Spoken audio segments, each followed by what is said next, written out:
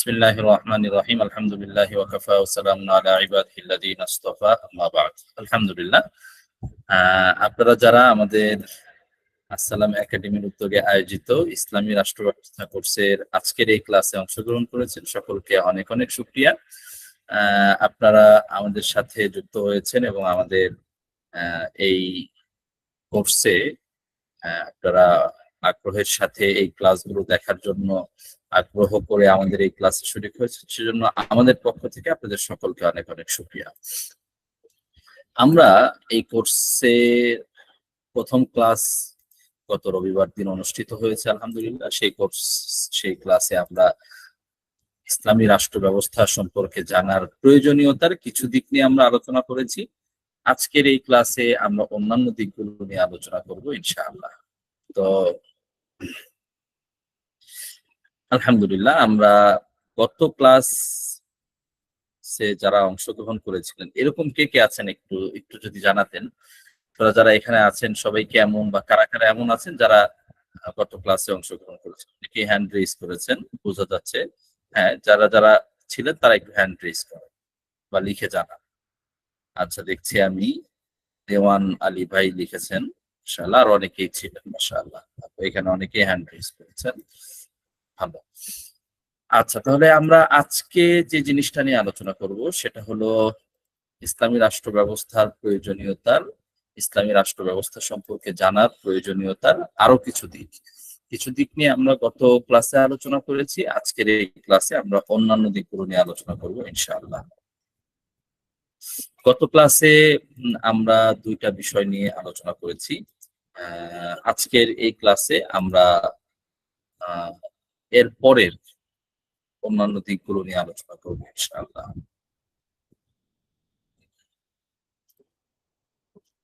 আচ্ছা, জি। তো ইসলামী রাষ্ট্র ব্যবস্থা, এইটা একজন মুসলিম হিসেবে আমাদের সকলের স্বপ্নের জায়গা। আমরা সকলেই চাই যে ইসলামী রাষ্ট্র ব্যবস্থা যেন পৃথিবীতে প্রতিষ্ঠিত হয়। এটা আমাদের সকলের চাওয়া।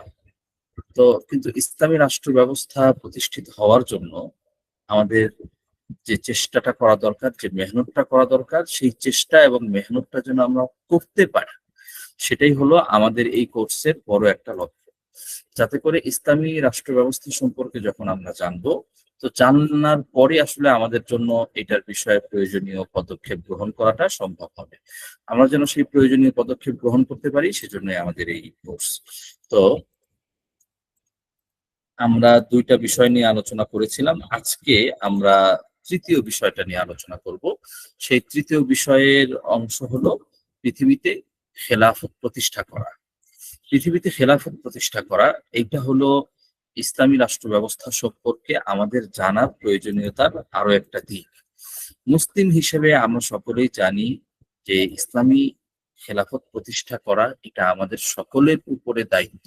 প্রত্যেক মানুষের উপরই এটা একটা গুরুত্বপূর্ণ দায়িত্ব যে ইসলামী খেলাফত ব্যবস্থা প্রতিষ্ঠা করার জন্য আমরা চেষ্টা করব। যার জায়গা থেকে যতটুকু সম্ভব, তার জায়গা থেকে ততটুকু আমরা চেষ্টা করব। এটা আমাদের সকলের খুবই গুরুত্বপূর্ণ একটা কর্ম।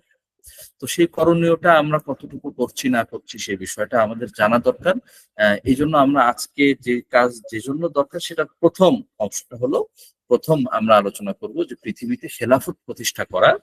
এইটা একটা ইসলামী রাষ্ট্র ব্যবস্থা সম্পর্কে আমাদের জানার একটা গুরুত্বপূর্ণ দিক, যে পৃথিবীতে খেলাফত প্রতিষ্ঠা করতে হবে এবং সেই খেলাফত প্রতিষ্ঠা করার জন্য আমাদের উপরে কিছু দায়িত্ব আছে। তো সেই দায়িত্বগুলো আমরা যেন পালন করি, সেই সেই সম্পর্কে আমাদেরকে জানতে হবে। এটা হলো আমাদের 1 নম্বর গুরুত্বপূর্ণ কথা। এই ব্যাপারে কোরআনে কারিমে কি বলা হয়েছে, হাদিসে কি বলা হয়েছে, এই ব্যাপারে ইসলামী খেলাফতের ইতিহাসটা কেমন ছিল, এই সবগুলো বিষয় নিয়ে আমরা ইনশাআল্লাহ আলোচনা করব। আজকের এই ক্লাসে আমরা শুধু সংক্ষেপে একটু বিষয় নিয়ে আলোচনা করব। যদি সামনে সুযোগ থাকে, সামনের কোনো ক্লাসে আমরা এটা নিয়ে হয়তো আরো একটু বিস্তারিত আলোচনা করবো ইনশাআল্লাহ। তো আপনাদেরকে ক্লাসের শুরুতে আমরা একটা কথা জানিয়ে রাখি যে আপনারা জানেন যে আমাদের এই কোর্সটা আজকে আমরা আপনারা যে কোর্স আমরা আমাদের এই যে ইসলামী রাষ্ট্র ব্যবস্থা কোর্স, এই কোর্সটা আমাদের প্রায় 40টা ক্লাস হবে এখানে। এই 40টা ক্লাসের মধ্যে একটা ক্লাস হয়েছে, কিছু ক্লাস থাকবে লাইভ ক্লাস। সপ্তাহে আমরা স্বাভাবিকভাবে 2 দিন বা অন্তত একদিন আমরা 2 দিন লাইভ ক্লাস করার চেষ্টা করব, আর বাকি কিছু ক্লাস আমরা রেকর্ড আকারে দিব। এইভাবে করে 2 মাসের কিছু বেশি সময়, অর্থাৎ এখন তো অক্টোবর মাস, ডিসেম্বর মাসের শেষ পর্যন্ত 31শে ডিসেম্বর পর্যন্ত আমাদের এই কোর্সটা চলবে ইনশাআল্লাহ। তো এই কোর্স থেকে ইনশাআল্লাহ আমরা কি কি বিষয় জানতে পারবো সেটার তালিকাটাও আমি ইনশাআল্লাহ বলবো। এর আগে আপনাদেরকে একটু আমরা বলি, আজকে এই ক্লাস চলাকালীন যতক্ষণ পর্যন্ত ক্লাস চলবে ততক্ষণের জন্য আমরা আমাদের এই কোর্সে অংশগ্রহণের ক্ষেত্রে আমরা একটা বিশেষ অফার আপনাদের জন্য ঘোষণা করছি। সেটা শুধুমাত্র আজকের এই ক্লাস চলাকালীন সময়ের জন্য প্রযোজ্য হবে। সেটা হলো, আপনারা জানেন আমাদের এই কোর্সটার ফি হলো 2,000 টাকা। তো এই 2,000 টাকার মধ্যে আমরা প্রথম 30 জনের জন্য একটা ডিসকাউন্ট, সেটা হলো তাদের জন্য 780 টাকায়। আর শুধুমাত্র আজকের এই ক্লাসে যারা অংশগ্রহণ করছেন এবং এই ক্লাস চলাকালীন এতটুকু সময়ের জন্য এটা আমরা আরো 100 টাকা ডিসকাউন্ট, সেটা হলো 680 টাকা। অর্থাৎ আপনারা যে কেউ চাইলে আজকের এই ক্লাস যতক্ষণ চলবে এই সময়ের মধ্যে আপনারা ফি পাঠিয়ে দিলে মাত্র 680 টাকায় 2 মাস মেয়াদি, 2 মাসের বেশি সময় মেয়াদি একটা কোর্স, এটা মাত্র 680 টাকা। এটা খুবই কম। এবং আমার জানা মতে, আমাদের বাংলা ভাষায় আমার জানা মতে ইসলামী রাষ্ট্র ব্যবস্থা এই বিষয় নিয়ে কোনো কোর্স আমার জানা মতে আমাদের দেশে এই পর্যন্ত হয়নি। আপনাদের যদি কারো জানা থাকে আপনারা একটু জানালে ভালো হতো, যে কোনো প্ল্যাটফর্ম থেকে এই ধরনের বিষয়ে কোনো কোর্স হয়েছে কিনা, তাহলে আমরাও তাদের থেকে উপকৃত হতে পারতাম। বাকি আমাদের জানা মতে এরকম কোনো কোর্স হয়নি। যদি হয়ে থাকে আপনাদের জানা মতে, তাহলে আপনারা একটু আমি কমেন্টে জানানোর অনুরোধ করছি। আরেকটা বিশেষ ঘোষণা আছে আপনাদের জন্য। আজকের এই পুরো ক্লাসে আমরা যা আলোচনা করব সেগুলোর উপরে আমাদের ক্লাস শেষে একটা কুইজ হবে ইনশাআল্লাহ, এবং সেই কুইজে যিনি সবার আগে সবচেয়ে সঠিক উত্তর দিতে পারবেন তার জন্য পুরস্কার থাকবে ইনশাআল্লাহ। তো আমরা দেখি ইনশাআল্লাহ আজকের এই ক্লাসের কুইজে কে বিজয়ী হন। তো এটার জন্য আপনাদেরকে ক্লাসের আলোচনাগুলো একটু মনোযোগের সাথে শুনতে হবে ইনশাআল্লাহ। ক্লাসের আলোচনার মধ্য থেকে ইনশাআল্লাহ আমাদের কুইজগুলো আসবে। এছাড়াও মাঝে মধ্যে আমরা আপনাদের কিছু কিছু সময় আপনাদের মতামত নিব, শুনবো এবং জানবো ইনশাআল্লাহ। এক ভাই জানতে চেয়েছেন ক্লাসের পিডিএফ দেওয়া হবে কিনা। দেওয়া হবে ইনশাআল্লাহ, আমরা গ্রুপে দ্রুতই আমরা ইনশাআল্লাহ প্রস্তুত করতে পারলে দিয়ে দিব ইনশাআল্লাহ। আর মূল ক্লাস যখন চলবে তখন আমরা ইনশাআল্লাহ সবগুলো ক্লাসের সাথে সংশ্লিষ্ট পিডিএফ গুলো আমরা দিয়ে দিব ইনশাআল্লাহ। এবং আমাদের প্রত্যেকটা কোর্সের লাইফ টাইম অ্যাক্সেস থাকে। আপনি কোর্সে যুক্ত হলে সে একেবারে লাইফ টাইম আমাদের এই কোর্সগুলোতে অংশগ্রহণ করতে পারবেন এবং দেখতে পারবেন। এবং আমাদের খুব কাছাকাছি সময় ইনশাআল্লাহ আমাদের আসসালাম একাডেমির অ্যাপ লঞ্চ হবে ইনশাআল্লাহ। তো সেই অ্যাপ লঞ্চ হলে তখন কোর্সগুলোতে আপনারা আরো খুব সহজে রেকর্ডেড ক্লাস এবং যে কোনো কিছুতে অ্যাপ থেকে লগ ইন করে আপনি আপনার প্রোফাইল থেকে সেখান থেকে দেখতে পারবেন ইনশাআল্লাহ। আমরা সাধ্যমতো চেষ্টা করছি সর্বোচ্চ সেবাটা দিয়ে যাওয়ার জন্য। তো আজকে আমরা যে বিষয়টা নিয়ে আলোচনা করব সেটা হলো, প্রথম যে অংশটা নিয়ে আলোচনা করব সেটা হলো যে আমরা আমাদের যে খেলাফত ছিল, আমরা জানি মুসলিম উম্মার অনেক বড় একটা আবেগের জায়গা হলো খেলাফত। তো আমাদের খেলাফত গুলোর মধ্যে সর্বশেষ খেলাফত ছিল হলো ওসমানী খেলাফত। ওসমানী খেলাফতটা ছিল সর্বশেষ খেলাফত, যে খেলাফতটা মাধ্যমে যে খেলাফতটা বিলুপ্ত হওয়ার মাধ্যমে পুরো পৃথিবী থেকে ইসলামী খেলাফত সম্পূর্ণরূপে বিলুপ্ত হয়ে যায়। আপনারা হয়তো জানেন 1924 সনে, আমরা এখন 2024 সনে আছি। এই 1924 সনে অর্থাৎ ঠিক 100 বছর আগে, আজকে আমরা যখন এই ইসলামী রাষ্ট্র ব্যবস্থা কোর্স আলোচনা করছি, যখন আমরা এই বিষয় নিয়ে চেষ্টা করছি, তার মধ্যে মুসলিম উম্মার খেলাফত থেকে বিলুপ্তির এবং খেলাফত থেকে দূরে থাকার 100 বছর কিন্তু এর মধ্যেই পার হয়ে গেছে। 100 বছর যাবৎ মুসলিম উম্মার খেলাফত নেই। তো 3 মার্চ 1924 সনের 3 মার্চ সেই দিন হলো খেলাফতকে বিলুপ্ত ঘোষণা করা হয়। তুর্কি ন্যাশনাল অ্যাসেম্বলি যেটা আছে, সেখানে তুর্কি ন্যাশনাল অ্যাসেম্বলি অর্থাৎ সংসদ, সেই সংসদের মধ্যে আইন পাশ করার মাধ্যমে কামাল আতাতুর্ক সে উসমানী খেলাফতকে বিলুপ্ত ঘোষণা করে। উসমানী খেলাফত প্রায় 700 বছরের মতো সময় ছিল। এবং এই হলো মানে সর্বপ্রথম অবস্থা যখন পৃথিবীতে কোথাও ইসলামী খেলাফত আর নাই, এমন একটা পরিস্থিতি তৈরি হয় 1924 সনের এই 3 মার্চ এই দিনটা। তো তাহলে এই 700 বছরের শাসনের অবসান হয় এবং ইসলামী আহ, মানে খেলাফত একেবারে বিলুপ্ত হয়ে যায়, সেটা হলো 1924 সালে। তো আমরা সেটা নিয়ে আরো কিছু কথা বলবো। তো আপনি একটু চিন্তা করে দেখেন যে মুসলিম উম্মার আমরা আমরা খেলাফত থেকে দূরে সরে গেছি। পুরো পৃথিবীর মধ্যে পুরো পৃথিবীকে নেতৃত্ব দেওয়ার আসল যোগ্যতা আল্লাহ তাআলা তো শুধু মুসলমানদেরকেই দিয়েছে। মুসলমানরা ছাড়া অন্য কেউ তো আসলে পৃথিবীতে পরিপূর্ণভাবে পৃথিবীকে নেতৃত্ব দেওয়া, পৃথিবীর মধ্যে ভালো কিছু করা, এটা তো মুসলমানরা ছাড়া অন্য কারো পক্ষে সম্ভব না। কেন? কেন? আহ, আচ্ছা, আমি এখানে দেখছি এক ভাই লিখেছেন হোয়াটসঅ্যাপ গ্রুপে মেসেজ দেওয়া যায় না কেন। হ্যাঁ, এটা আমরা ইচ্ছা করেই করেছি, কারণ বেশি মানুষ যদি মেসেজ দিতে থাকে তাহলে সবার জন্য বিরক্তির কারণ হবে। আপনাদের যে কোনো প্রয়োজন হলে অ্যাডমিনদেরকে নক করতে পারেন। আচ্ছা, তো যেটা আমরা আলোচনা করছিলাম যে দেখেন মুসলিম উম্মাহ খেলাফতের বিলুপ্তি ঘোষণার প্রায় 100 বছর পার হয়ে গেছে, কিন্তু আমরা আসলে সেই খেলাফত ফিরিয়ে আনার জন্য কতটুকু চেষ্টা করতে পেরেছি। আমরা আমাদের প্রত্যেকের নিজ নিজ জায়গা থেকে, যার যার ক্ষমতার জায়গা থেকে আমরা কি কতটুকু আহ সাধ্যমতো আমরা করতে পেরেছি খেলাফতকে ফিরিয়ে আনার জন্য? কিছুই আমরা আসলে ওইভাবে ভাবে আমরা আসলে কিছুই করতে পারি না। তো এটা হলো মুসলিম উম্মার ব্যাপকভাবে এবং মুসলিম উম্মার বিরাট বড় একটা, এবং মুসলিম উম্মার শুধু কোনো একটা দেশের না, ব্যাপকভাবে মুসলিম উম্মার জন্য এটা একটা ব্যর্থতার কারণ যে এই সময়টাতে আমরা এসে আমাদের খেলাফত থেকে মানে দূরে সরে গেছি। আমরা যদি উসমানী খেলাফত নিয়ে একটু সংক্ষেপে আলোচনা করি, উসমানী খেলাফতটা শুরু করেছিলেন কে? এটা সেলজুক বংশ, তাদের মাধ্যমে ইসলামী এই উসমানী খেলাফতটা শুরু হয়। এবং তাদেরই একজন আর্তুগুল গাজী, তিনি ছিলেন সর্বপ্রথম উসমানী খেলাফতের সর্বপ্রথম রোমে রোমে তিনি সেলজুক সালতানাতের পক্ষ থেকে একজন শাসক ছিলেন, এবং তিনি আসলে উসমানী খেলাফতের স্বপ্নদ্রষ্টা, এবং এইটাকে অগ্রসর করার ক্ষেত্রে তিনি সবচেয়ে বড় ভূমিকা রেখেছিলেন। ওনার ছেলের নাম ছিল ওসমান। তো 1526 সনে সর্বপ্রথম উসমানী খেলাফতের অধীন হয় ইউরোপের অংশগুলো। ইউরোপ সর্বপ্রথম 1526 সনে ওসমানী খেলাফতের অধীন হয়। তো এইটার মাধ্যমেই ওসমানী খেলাফত সূচনা লাভ করে। তো তাহলে আমরা বুঝতে পারলাম এই যে 1526 সন থেকেই আমরা বলতে পারি আনুষ্ঠানিকভাবে ওসমানী খেলাফতের সূচনা। এবং এর পরের শতক অর্থাৎ 1600 এবং 1700 শতাব্দী, এই দুইটা শতাব্দী ছিল উসমানী খেলাফতের একেবারে উত্থান কাল। উসমানী খেলাফত তখন পুরো পৃথিবীতে ছড়িয়ে পড়েছে, পুরো পৃথিবী জুড়ে তখন উসমানী খেলাফতের একটা ব্যাপক জয় জয়কার তৈরি হয়েছে।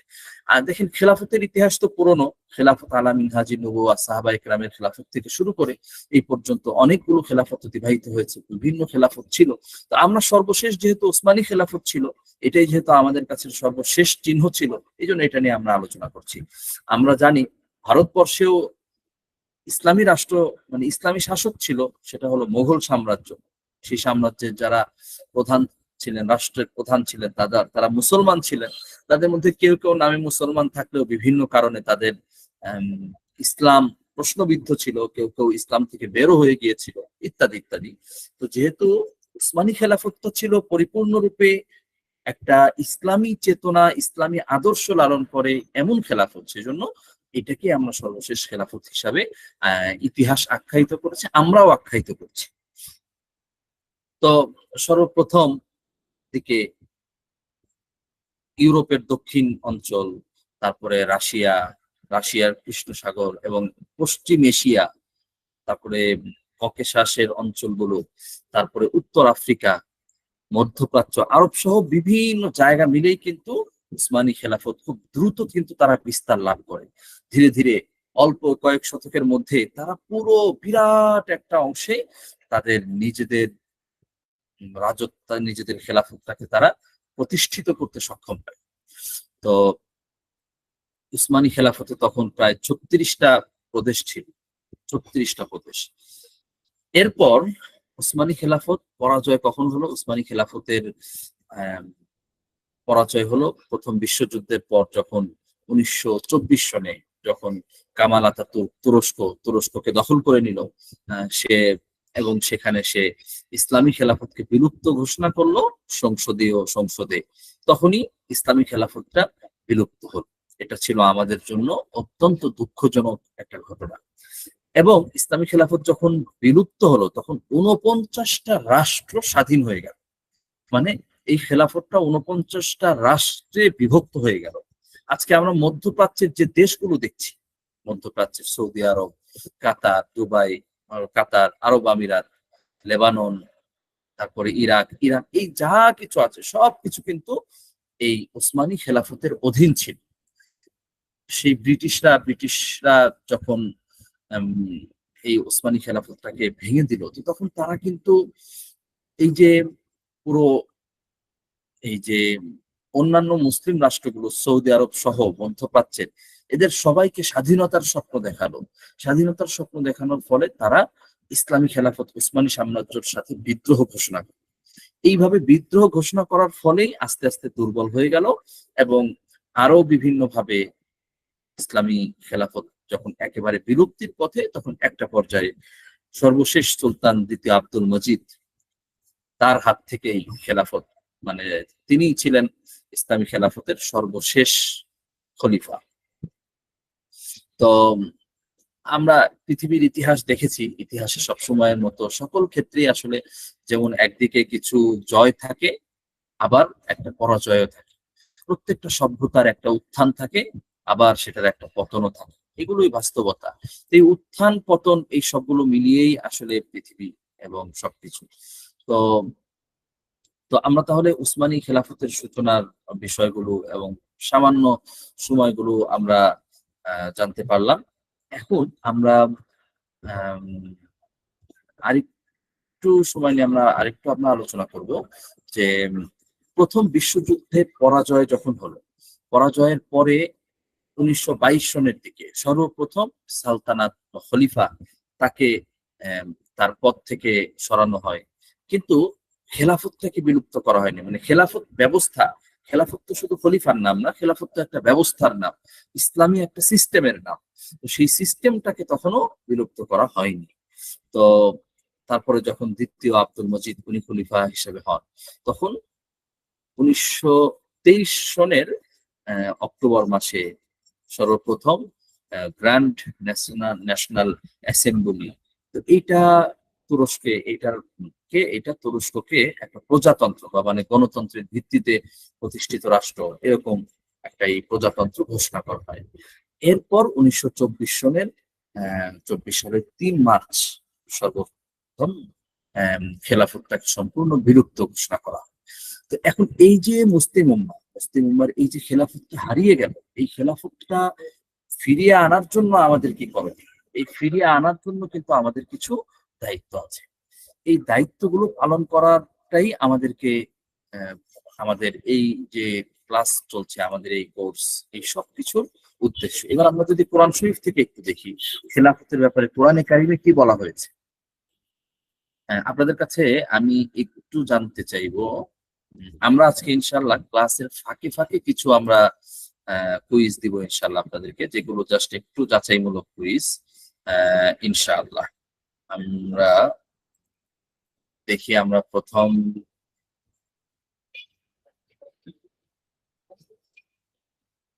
হ্যাঁ, আমরা আপনাদেরকে ছোট্ট একটা কুইজ দিচ্ছি। দেখি ইনশাআল্লাহ আমরা এই কুইজের সঠিক উত্তর কারা দিতে পারেন। আপনারা প্রত্যেকে একটু চ্যাট বক্সে, এই যে মেসেজের চ্যাট বক্সে একটু দেখেন। আমরা একটা গুগল ফর্ম দিচ্ছি, এই গুগল ফর্মের মাধ্যমে আপনি উত্তর দেন। দেখি আমরা কাদের উত্তরটা সঠিক হয়।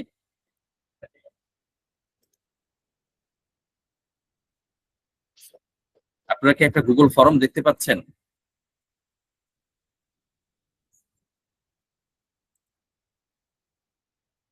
ছোট্ট 2টা প্রশ্ন আছে, একটু দেখি প্রশ্নগুলোর উত্তর দেন, আমরা দেখি কারা এই প্রশ্নের উত্তরগুলো সঠিকভাবে দিতে পারছে।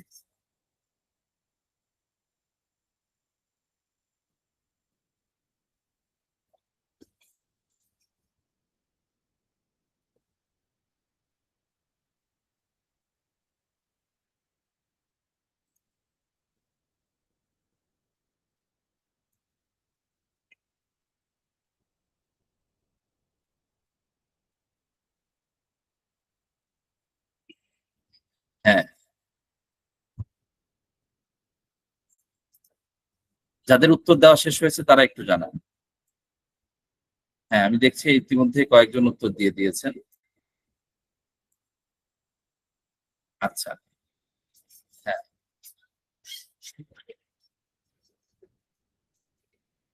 মাশাআল্লাহ, অনেকেই উত্তর দিচ্ছেন, মাশাআল্লাহ। যারা বাকি আছেন সকলে একটু উত্তর দিয়ে দেন। মাশাআল্লাহ, মাশাআল্লাহ,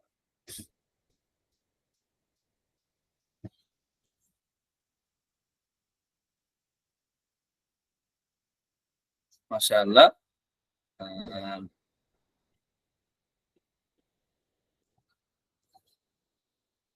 আমি দেখছি উত্তর এসেছে ফরজ।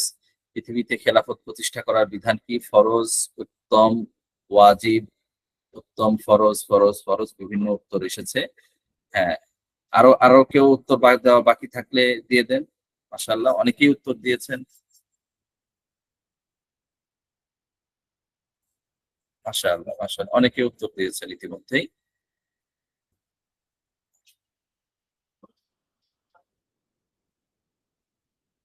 আচ্ছা, মাশাআল্লাহ।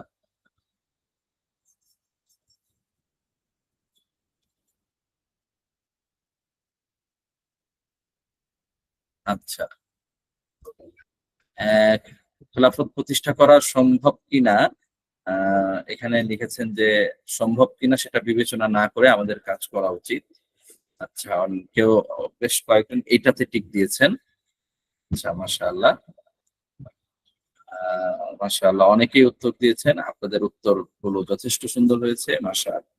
তো আমরা আলোচনা করছি যে ইসলামী খেলাফত প্রতিষ্ঠা করা পৃথিবীতে, ইসলামী খেলাফত প্রতিষ্ঠা করা সম্মিলিতভাবে সকলের উপরে ফরজ। ইসলামী খেলাফত প্রতিষ্ঠা করাটা সম্মিলিতভাবে সকলের উপরে ফরজ। এটা আমাদের উপরে দায়িত্ব।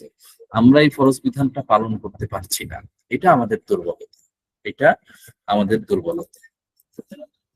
তো এই জন্য আমাদের চেষ্টা করা উচিত যাতে করে আমরা সেটা প্রতিষ্ঠা করতে পারি। এখন আমরা যদি মনে করি যে হ্যাঁ, এটা আমরা করতে পারবো না, আমরা এই জায়গাটাতে ব্যর্থ, আমাদের কিছু করার নাই, পৃথিবী এখন যা হয়ে গেছে, এখন খালি কিয়ামতের অপেক্ষা, এখন আর আসলে এইগুলো নিয়ে চিন্তা করার সময় না, এখন হলো নিজের ইমান আমল ঠিক করে খালি কিয়ামতের অপেক্ষা করা, এই চিন্তাটা যদি আমরা করি তাহলে সেটা কিন্তু আসলে সঠিক চিন্তা হবে না। বরং আমাদের চিন্তা করা উচিত আমরা যেন এ- এইটার বদলে এইটা চিন্তা করতে পারি যে ইসলামী খেলাফত প্রতিষ্ঠা করা এটা একটা ফরজ বিধান, এটা আল্লাহ তাআলার একটা বিধান, এটা হাজার হাজার হাজার বছর ধরে ছিল, কিন্তু এখন 100 বছর যাবৎ পৃথিবীতে ইসলামী খেলাফত নেই। এটা আমাদের একটা ব্যর্থতা। আমাদের উচিত এই ব্যর্থতাকে দূর করে কিভাবে আমরা ইসলামী খেলাফত প্রতিষ্ঠার জন্য চেষ্টা করতে পারি সেই চেষ্টা করা সর্বোচ্চ, এবং যার যেভাবে সম্ভব, যার পক্ষে যেভাবে সম্ভব তার পক্ষে সেভাবে চেষ্টা করা, এই চিন্তাটা হলো আমাদের জন্য সঠিক চিন্তা, এবং এটাই হলো আমাদের করণীয়, এটাই আমাদের করা উচিত।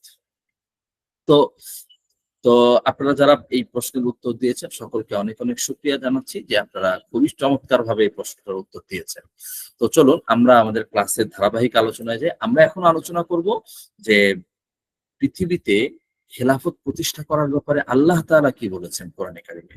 আমরা যদি একটু আলোচনা করি সূরা বাকারার 30 নম্বর আয়াতে একেবারে শুরুর দিকেই আমরা একটা আয়াতে আল্লাহ তাআলা বলেছেন ওয়া ইয ক্বালা রাব্বুকা লিল মালাইকাতি ইন্নী জাইলুন ফিল আরদি খলিফা, যে আল্লাহ তাআলা বান্দা ফেরেশতাদেরকে বললেন যে ইন্নী জাইলুন ফিল আরদি খলিফা, আমি পৃথিবীতে খলিফা তৈরি করব, খলিফা নিযুক্ত করব, খলিফা বানাবো। আল্লাহ তাআলা বললেন, দেখেন আল্লাহ তাআলা মানুষকে আল্লাহ তাআলার খলিফা বলছেন কেন? ফেরেশতারা কি বলছেন? আতাজআলু ফিহা মান ইউফসিদু ফিহা ওয়া ইসফিকুদ দিমা ওয়া ইসফিকুদ দিমা, যে আপনি কি পৃথিবীতে এমন মানুষ বানাবেন যারা পৃথিবীতে বিভিন্ন ফিতনা ফাসাদ করবে এবং যারা রক্তপাত করবে? তো ফেরেশতারা এটাতে অবাক হচ্ছেন, বলছেন যে না, এটা তো আপনি তো এমনটা করা উচিত না, মানুষ তো রক্তপাত করবে, মানুষের বৈশিষ্ট্য তারা জানতেন। ওয়ানাহনু নুসাব্বিহু বিহামদিকা ওয়া নুকদ্দিসু লাক, আর আমরাই তো আপনার প্রশংসা করি, আপনার তাসবিহ, ইবাদত ইত্যাদি এইসব কিছু তো আমরা কম করি। ফেরেশতারা আসলে আল্লাহ তাআলা যে পরিমাণে ইবাদত তাসবিহ করে এটা তো মানুষ কল্পনাও করতে পারবে না। ফেরেশতার কত ফেরেশতাকে আল্লাহ তাআলা রুকুতে রেখেছেন, সারা জীবন সে রুকুতেই আছে। কত ফেরেশতাকে আল্লাহ তাআলা সিজদায় রেখেছেন, সে পৃথিবীর সৃষ্টি থেকে শুরু করে এখন পর্যন্ত শুধু সিজদাতেই আছে। কত ফেরেশতাকে আল্লাহ তাআলা দণ্ডায়মান অবস্থায় থাকতে বলেছেন, পৃথিবীর শুরু থেকে সে দণ্ডায়মান অবস্থাতেই আছে। তো ফেরেশতারা এইভাবে ইবাদত করছে আল্লাহ তাআলার, কিন্তু এইভাবে ইবাদত করা সত্ত্বেও আল্লাহ পাক রব্বুল আলামিন কিন্তু ফেরেশতাদের ছাড়াও মানুষ তৈরি করেছে। কেন? বিশেষ কিছু আল্লাহ তাআলার মাকসাদ আছে। কারণ হলো যে মানুষের ইবাদত আর ফেরেশতাদের ইবাদত এটা আসমান জমিন ব্যবধান। মানুষের ইবাদতের মধ্যে তো হলো আহ, বিভিন্ন ধরনের বাধা আছে।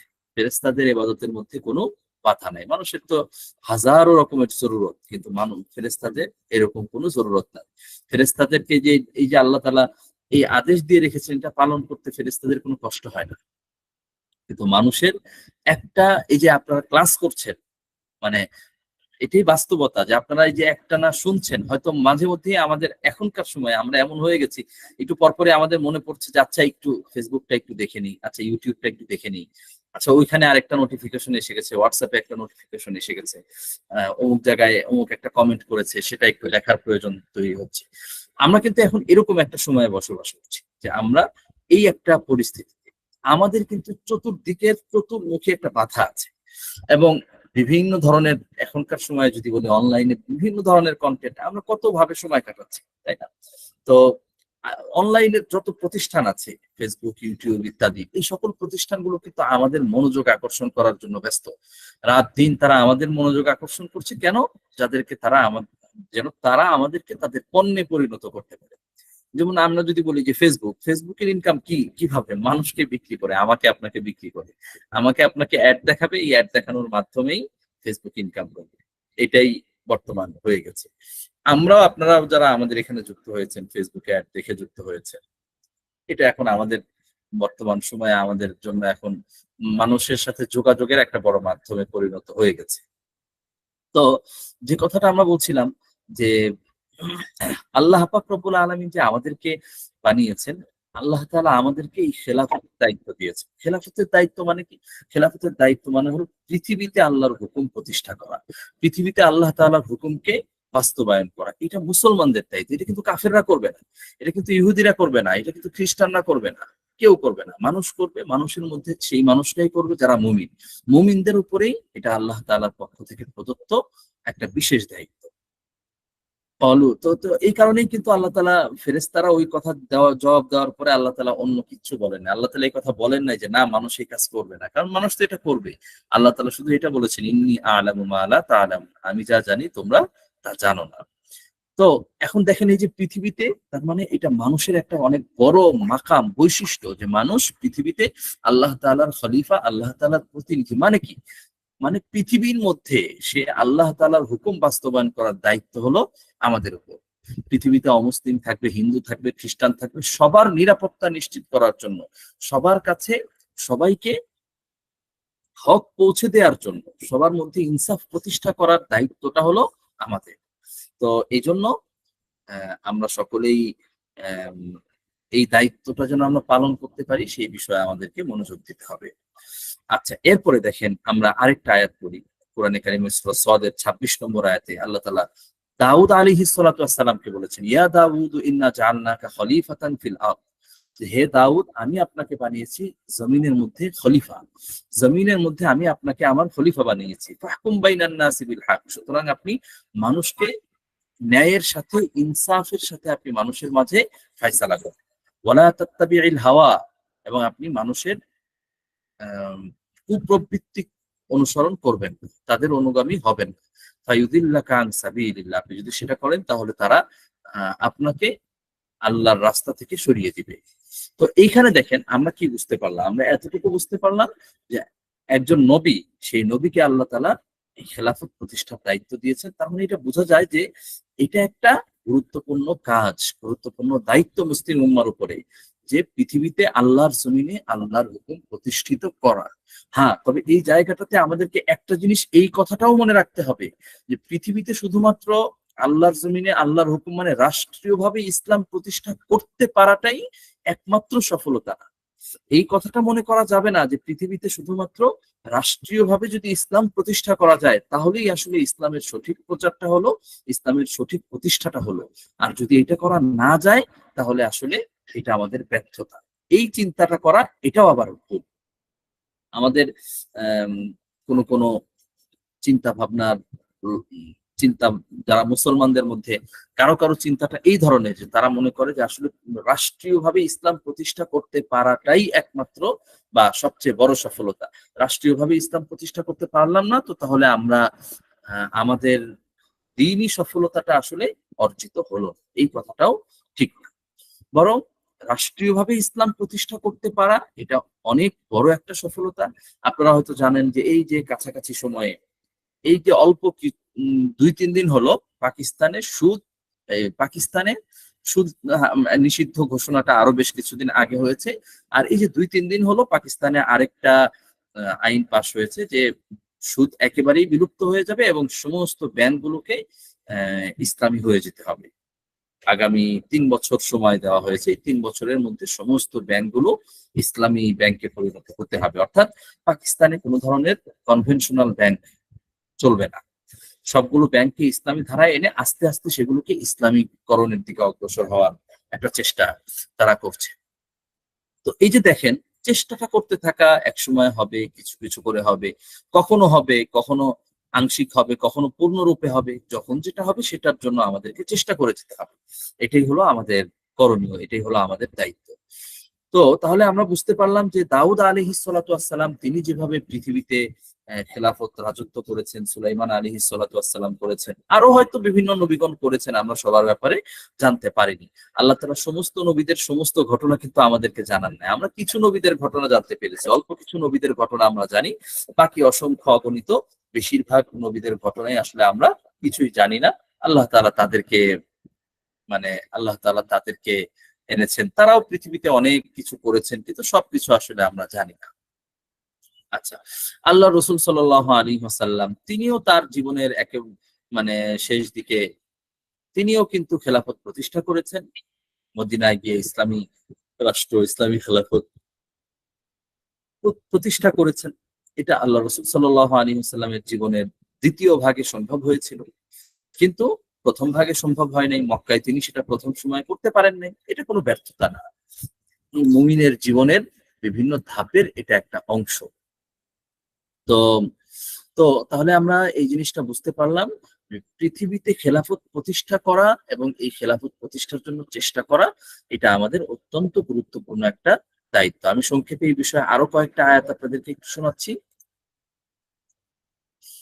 দেখেন, আমি এর ফাঁকে আবারও একটু ঘোষণা দিয়ে নিই, আমাদের আজকের এই ক্লাসের শেষে একটা বিশেষ কুইজ হবে। আজকের এই ক্লাসে যা আলোচনা হচ্ছে শুধু সেগুলোর উপরে, এবং সেই কুইজে যিনি বিজয়ী হবেন তার জন্য থাকবে 100 টাকা মূল্যের পুরস্কার, অর্থাৎ 100 টাকা আমরা আপনার নম্বরে আমরা গিফট হিসাবে দিয়ে দিব ইনশাআল্লাহ। এটা শুধু আজকের এই ক্লাসের জন্য আমরা একটা বিশেষ পুরস্কার ঘোষণা করলাম। আর আপনারা হয়তো জানেন আমরা আরো একটা বিশেষ অফার ঘোষণা করেছি আপনাদের জন্য, যে আজকের যে আলোচনাটা হচ্ছে, এই আলোচনাটা হলো আমাদের ইসলামী রাষ্ট্র ব্যবস্থা কোর্সের দ্বিতীয় ক্লাস। প্রথম ক্লাস ইতিমধ্যেই হয়েছে এবং আশা করি আপনারা সেটা শুনেছেন। আজকের এটা হলো দ্বিতীয় ক্লাস। তো এই কোর্সটার ফি হলো 2000 টাকা। আমরা শুধু প্রথম 30 জনের জন্য আমরা একটা বিশেষ অফার দিয়েছি, সেটা হলো 780 টাকা। 780 টাকা প্রথম 30 জনের জন্য। এর মধ্যেও শুধু আজকের এই ক্লাস চলাকালীন আরেকটা অফার, সেটা হলো আজকের এই ক্লাস চলাকালীন যারা কোর্সটার টাকা পাঠিয়ে রেজিস্ট্রেশন সম্পন্ন করবেন, আমি রেজিস্ট্রেশনের লিঙ্ক গুলো চ্যাটে দিয়ে দেওয়ার জন্য অনুরোধ করছি। তো দিয়ে দেওয়া আছে, একদম শেষে দেওয়া আছে, দেখেন। তো যারা রেজিস্ট্রেশন করবেন তাদের জন্য মাত্র 680 টাকা, অর্থাৎ 100 টাকাই ডিসকাউন্ট। একটা জিনিস মনে রাখবেন, আপনি এই যে যা কিছু শুনছেন জানছেন, এটা কিন্তু আপনার জীবনের একটা অনেক বড় অ্যাসেট, অনেক বড় সম্পদ।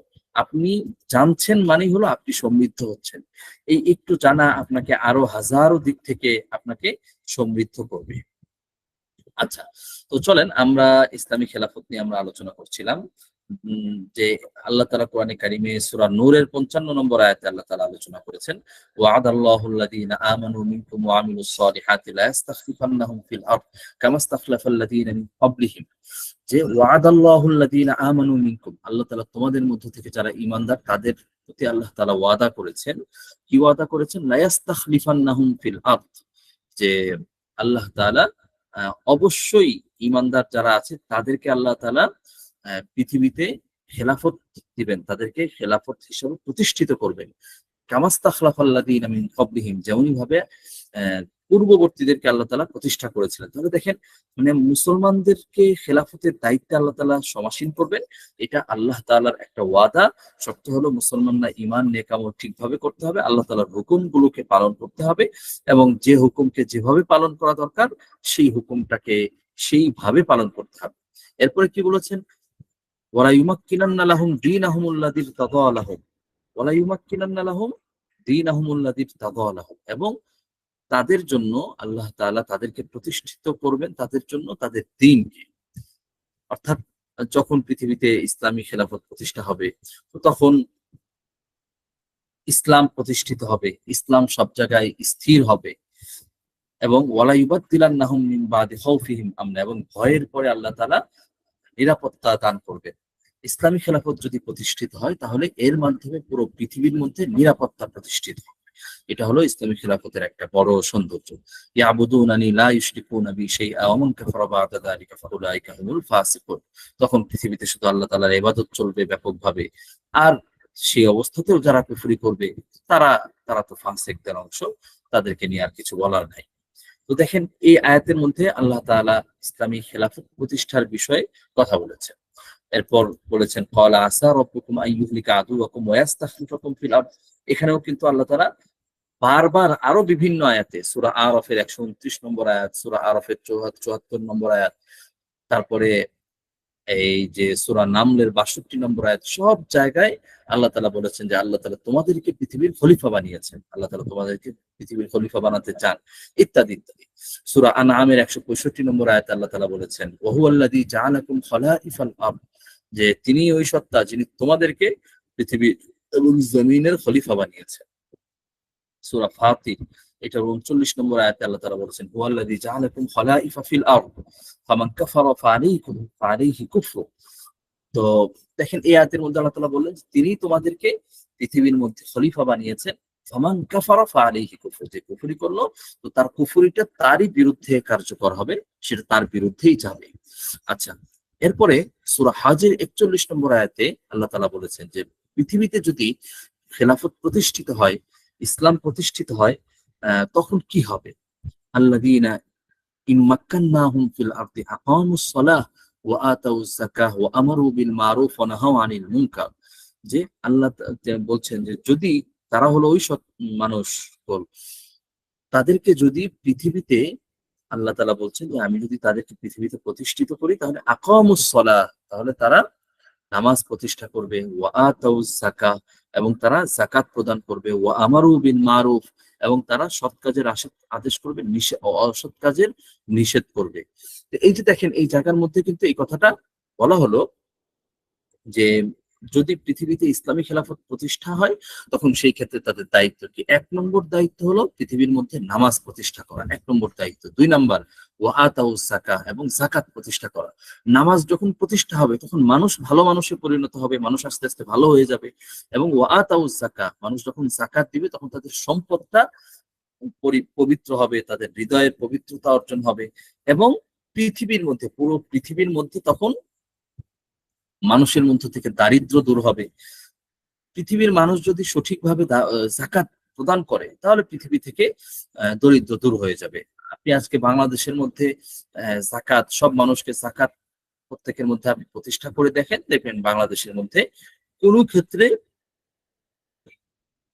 গরিব মানুষ থাকবে না, যে যারা হতদরিদ্র, যাদের জীবন চলার মৌলিক প্রয়োজনগুলো পূর্ণ হয় না, এরকম অবস্থা আশা করি থাকবে না। এরপরও যদি অল্প কিছু থাকে, সেটার দায়িত্ব ইসলামী খেলাফত তাদের উপরে সেটা দায়িত্ব বর্তাবে। প্রত্যেকটা মানুষের মৌলিক অধিকার পূরণ করার দায়িত্ব এটা রাষ্ট্র, এটা সরকারের। প্রত্যেকটা মানুষের মৌলিক প্রয়োজনগুলো যেন অবশ্যই পূরণ হয়, এতটুকু নিশ্চিত করা।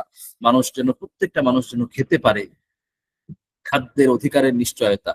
প্রত্যেকটা মানুষ যেন সঠিক চিকিৎসা পায়, এই সঠিক চিকিৎসার নিশ্চয়তা। প্রত্যেকটা মানুষ যেন পৃথিবীতে সঠিকভাবে তার যে কোনো মানে মৌলিক প্রয়োজনগুলো পূরণ করতে পারে, তার একটা যেন সুন্দরভাবে থাকার ঘর থাকে। এই প্রয়োজনগুলো পূর্ণ করা ইসলামী রাষ্ট্রের খলিফার দায়িত্ব।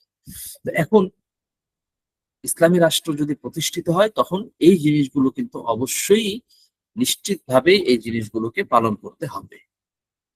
আচ্ছা, তো তাহলে আমরা দুইটা জিনিস বুঝলাম, এরপরে 3 নাম্বার বুঝলাম ও আমারু বিল মারুফ, সৎ কাজের আদেশ করা। সৎ কাজের আদেশ এবং অসৎ কাজের নিষেধ, এই দুইটা জিনিস কিন্তু এমন একটা গুরুত্বপূর্ণ কাজ যে এই দুইটা জিনিস যে সমাজে যে মাত্রায় থাকবে সেই সমাজ সেই মাত্রায় বিশুদ্ধ ও পরিশুদ্ধ হবে।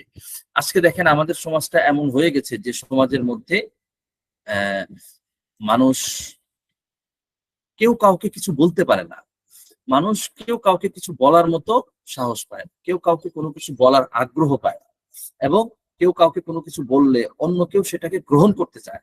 সবাই মনে করে যে না, এটা আমার বলার মতো বিষয় না, বা কেউ বললেও যে এটা আপনার বলার, আপনার এটা বলার কিছু না, আপনি আপনি আপনার কাজ করেন। প্রত্যেকে এরকম একটা ভাব দেখায় বর্তমান সময়ে, কিন্তু এটা কিন্তু ইসলাম না। ইসলাম কিন্তু এই সমাজটাকে পছন্দ করে না। ইসলাম এই সমাজটাকে উম কোনো অবস্থাতেই অনুমোদন করে না।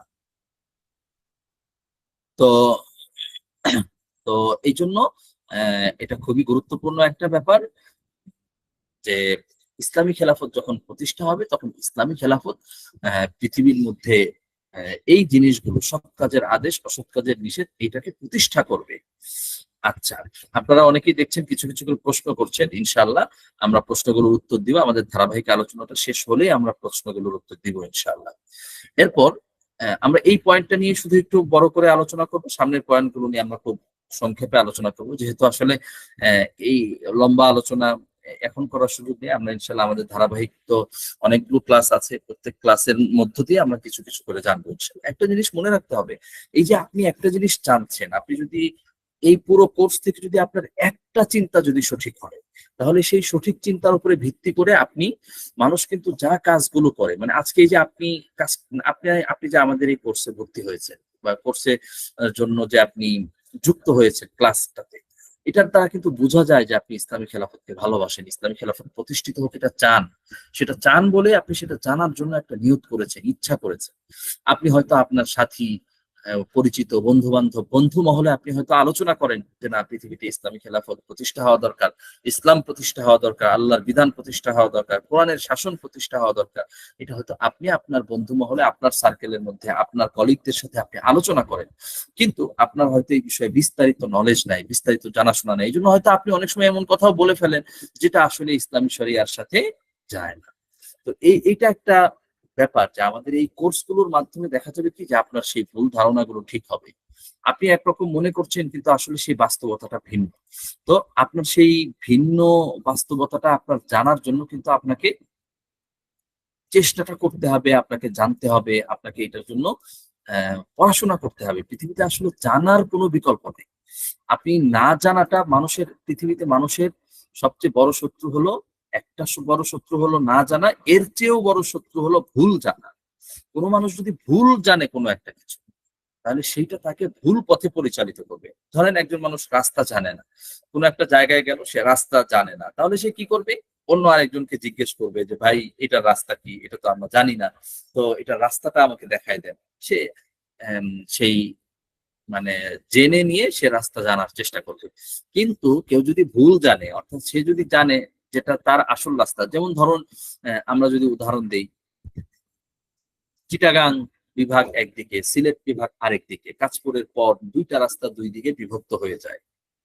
তো এখন কেউ যদি না জানে যে আসলে চিটাগাং এর রাস্তা কোনটা আর সিলেটের রাস্তা কোনটা, তাহলে সে কি করবে? তাহলে সে জিজ্ঞেস করবে, ওই জায়গাতে এসে থেমে যাবে, থেমে গিয়ে সে জিজ্ঞেস করবে, জিজ্ঞেস করে জেনে নিয়ে তারপরে সে কাজ করবে। কিন্তু কেউ যদি নিশ্চিত ভাবে জানে যে না, এটা আসল রাস্তা, এখন এই জায়গাটাতে কেউ যদি ভুল জানে, অর্থাৎ সে যেটা চিটাগাং এর রাস্তা সে সেইটাকে মনে করলো সিলেটের রাস্তা, আর যেটা সিলেটের রাস্তা সেটাকে মনে করলো চিটাগাং এর রাস্তা। কিন্তু সে তো মনে করে যে আমি তো যেটা জানি সেটা সঠিক। এই সঠিকতার উপরে ভিত্তি করে সে কিন্তু কাউকে জিজ্ঞেস করবে না। সে কাউকে জিজ্ঞেস না করে সে হয়তো চিটাগাং যাওয়ার ছিল, সে সিলেটের পথে রওনা হয়ে গেল। হয়তো 10, 20, 50 কিলোমিটার যাওয়ার পরে তার কাছে মনে হলো যে আরে আমি তো ভুল পথে চলে এসেছি। তার মানে এই যে একটা জিনিস দেখেন যে না জানার থেকে ভুল জানাটা অনেক বড় সমস্যা। আমাদের সমাজের এটা একটা সমস্যা যে আমরা আসলে ব্যাপকভাবে সব বিষয়ে ভুল জানি। আমরা যে শুধু না জানি এমন না, আমরা ভুল জানি। আমি আপনাদের কাছে একটু জানতে চাই, আমরা কিভাবে ভুল জানি, কি কি মাধ্যমে বা কি কি কারণে আমাদের জানাটা ভুল হয়ে থাকে, এটা একটু জানা, একটু মেসেজে লিখে জানা। আপনার কাছে কি মনে হয় কি কারণে আমরা অনেক বিষয়ে ইসলাম সংশ্লিষ্ট আমাদের অনেক জানাটা ভুল হয় কেন? এটা একটু মেসেজে লিখে জানা। আমি একটু অপেক্ষা করছি, জাস্ট 10 সেকেন্ড। এই সময়ের মধ্যে আপনারা একটু লিখে জানান।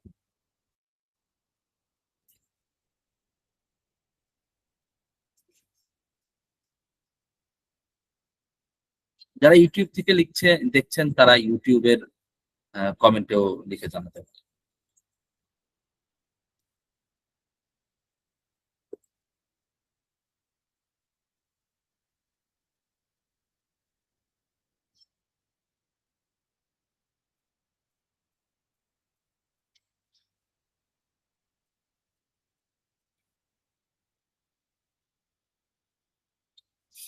জি,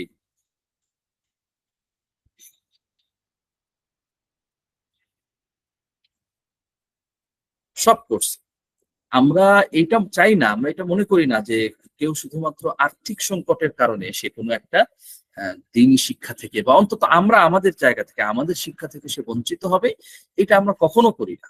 আমাদের আসসালাম একাডেমির ২ বছর ইতিমধ্যেই হয়েছে আলহামদুলিল্লাহ। তো এই ২ বছর শুরু থেকে এই পর্যন্ত আমাদের এই রুলস আছে ইনশাআল্লাহ।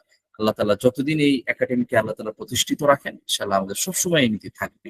তো এইজন্য কেউ যদি বাস্তবেই তার জন্য আমরা একটা জিনিস বলি কি, দেখেন আপনার অর্থ আছে, আপনার টাকা পয়সা আছে, আপনার ৫০০-৭০০ টাকা এটা আপনার জন্য কোনো ব্যাপার না। তাহলে আপনি কেন খরচ করবেন? আপনি নিজেকে উন্নত করার জন্য খরচ না করে নিজেকে শুধু ভোগ করার জন্য খরচ করার যে মানসিকতাটা, এই মানসিকতাটা থেকে আমাদেরকে একটু বের হয়ে আসা উচিত। আমরা হয়তো নাস্তা করতে গেলে ৫০০ টাকা দেদারসে খরচ করে ফেলছি ৩-৪ জন বন্ধু নিয়ে যখন বসলাম। একবেলা আপনি যদি একদিন সন্ধ্যায় নাস্তা করতে বসেন একটু নান আর গ্রিল, তো ২-৩ জন বন্ধু মিলে বসলে ৫০০-৭০০ টাকা তো অনায়াসে বিল হয়ে যায়, তাই না? তো আমরা হয়তো এরকম প্রয়োজনে অনেক খরচ করছি। কিন্তু আমরা নিজেকে জানার ক্ষেত্রে, নিজেকে উন্নত করার ক্ষেত্রে খরচ করছি না। তাইলে এটা কিন্তু একটা দুঃখজনক ব্যাপার। এটা কাম্য না হওয়া উচিত না, তাই না?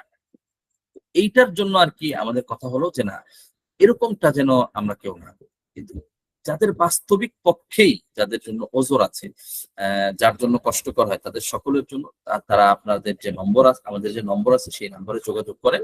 সেখান থেকে আপনাদের জন্য স্কলারশিপের ব্যবস্থা আছে। স্কলারশিপ হলো তাদের জন্য যারা বাস্তবে গরিব, তার জন্য ফিটা দেওয়া কষ্টকর। তাদের জন্য আমরা সবসময় আপনি সাধ্যমত দিবেন। এই ক্ষেত্রেও আপনার উপরে এটা আমাদের পক্ষ থেকে চাওয়া যে আপনি সাধ্যমত দিবেন। কারণ হলো কি যে একটা জিনিস কেউ যখন আপনি যখন এই জায়গাটাতে একে তো আপনি দিন সংশ্লিষ্ট জিনিস শেখার জন্য খরচ করছেন। তো পুরোটা টাকা সওয়াবে পরিণত হবে, সওয়াবের অংশ হবে। আপনি নিজে খাওয়া-দাওয়া করলেন সেটা তো আর সওয়াবের অংশ না। কিন্তু আপনি যখন দিনই একটা জিনিস শেখার জন্য আপনি একটা খরচ করলেন, সেই টাকাটা আপনার জন্য একটা সওয়াবের কারণ হবে। এই। তো এটা একটা বড় ব্যাপার। দ্বিতীয় হলো মানুষ যখন একটু খরচ করে কোনো একটা কোর্স করে, কোনো একটা কাজের জন্য মানুষ যখন একটু খরচ করে তখন সেটার প্রতি তার একটা দরদ থাকে, মায়া থাকে।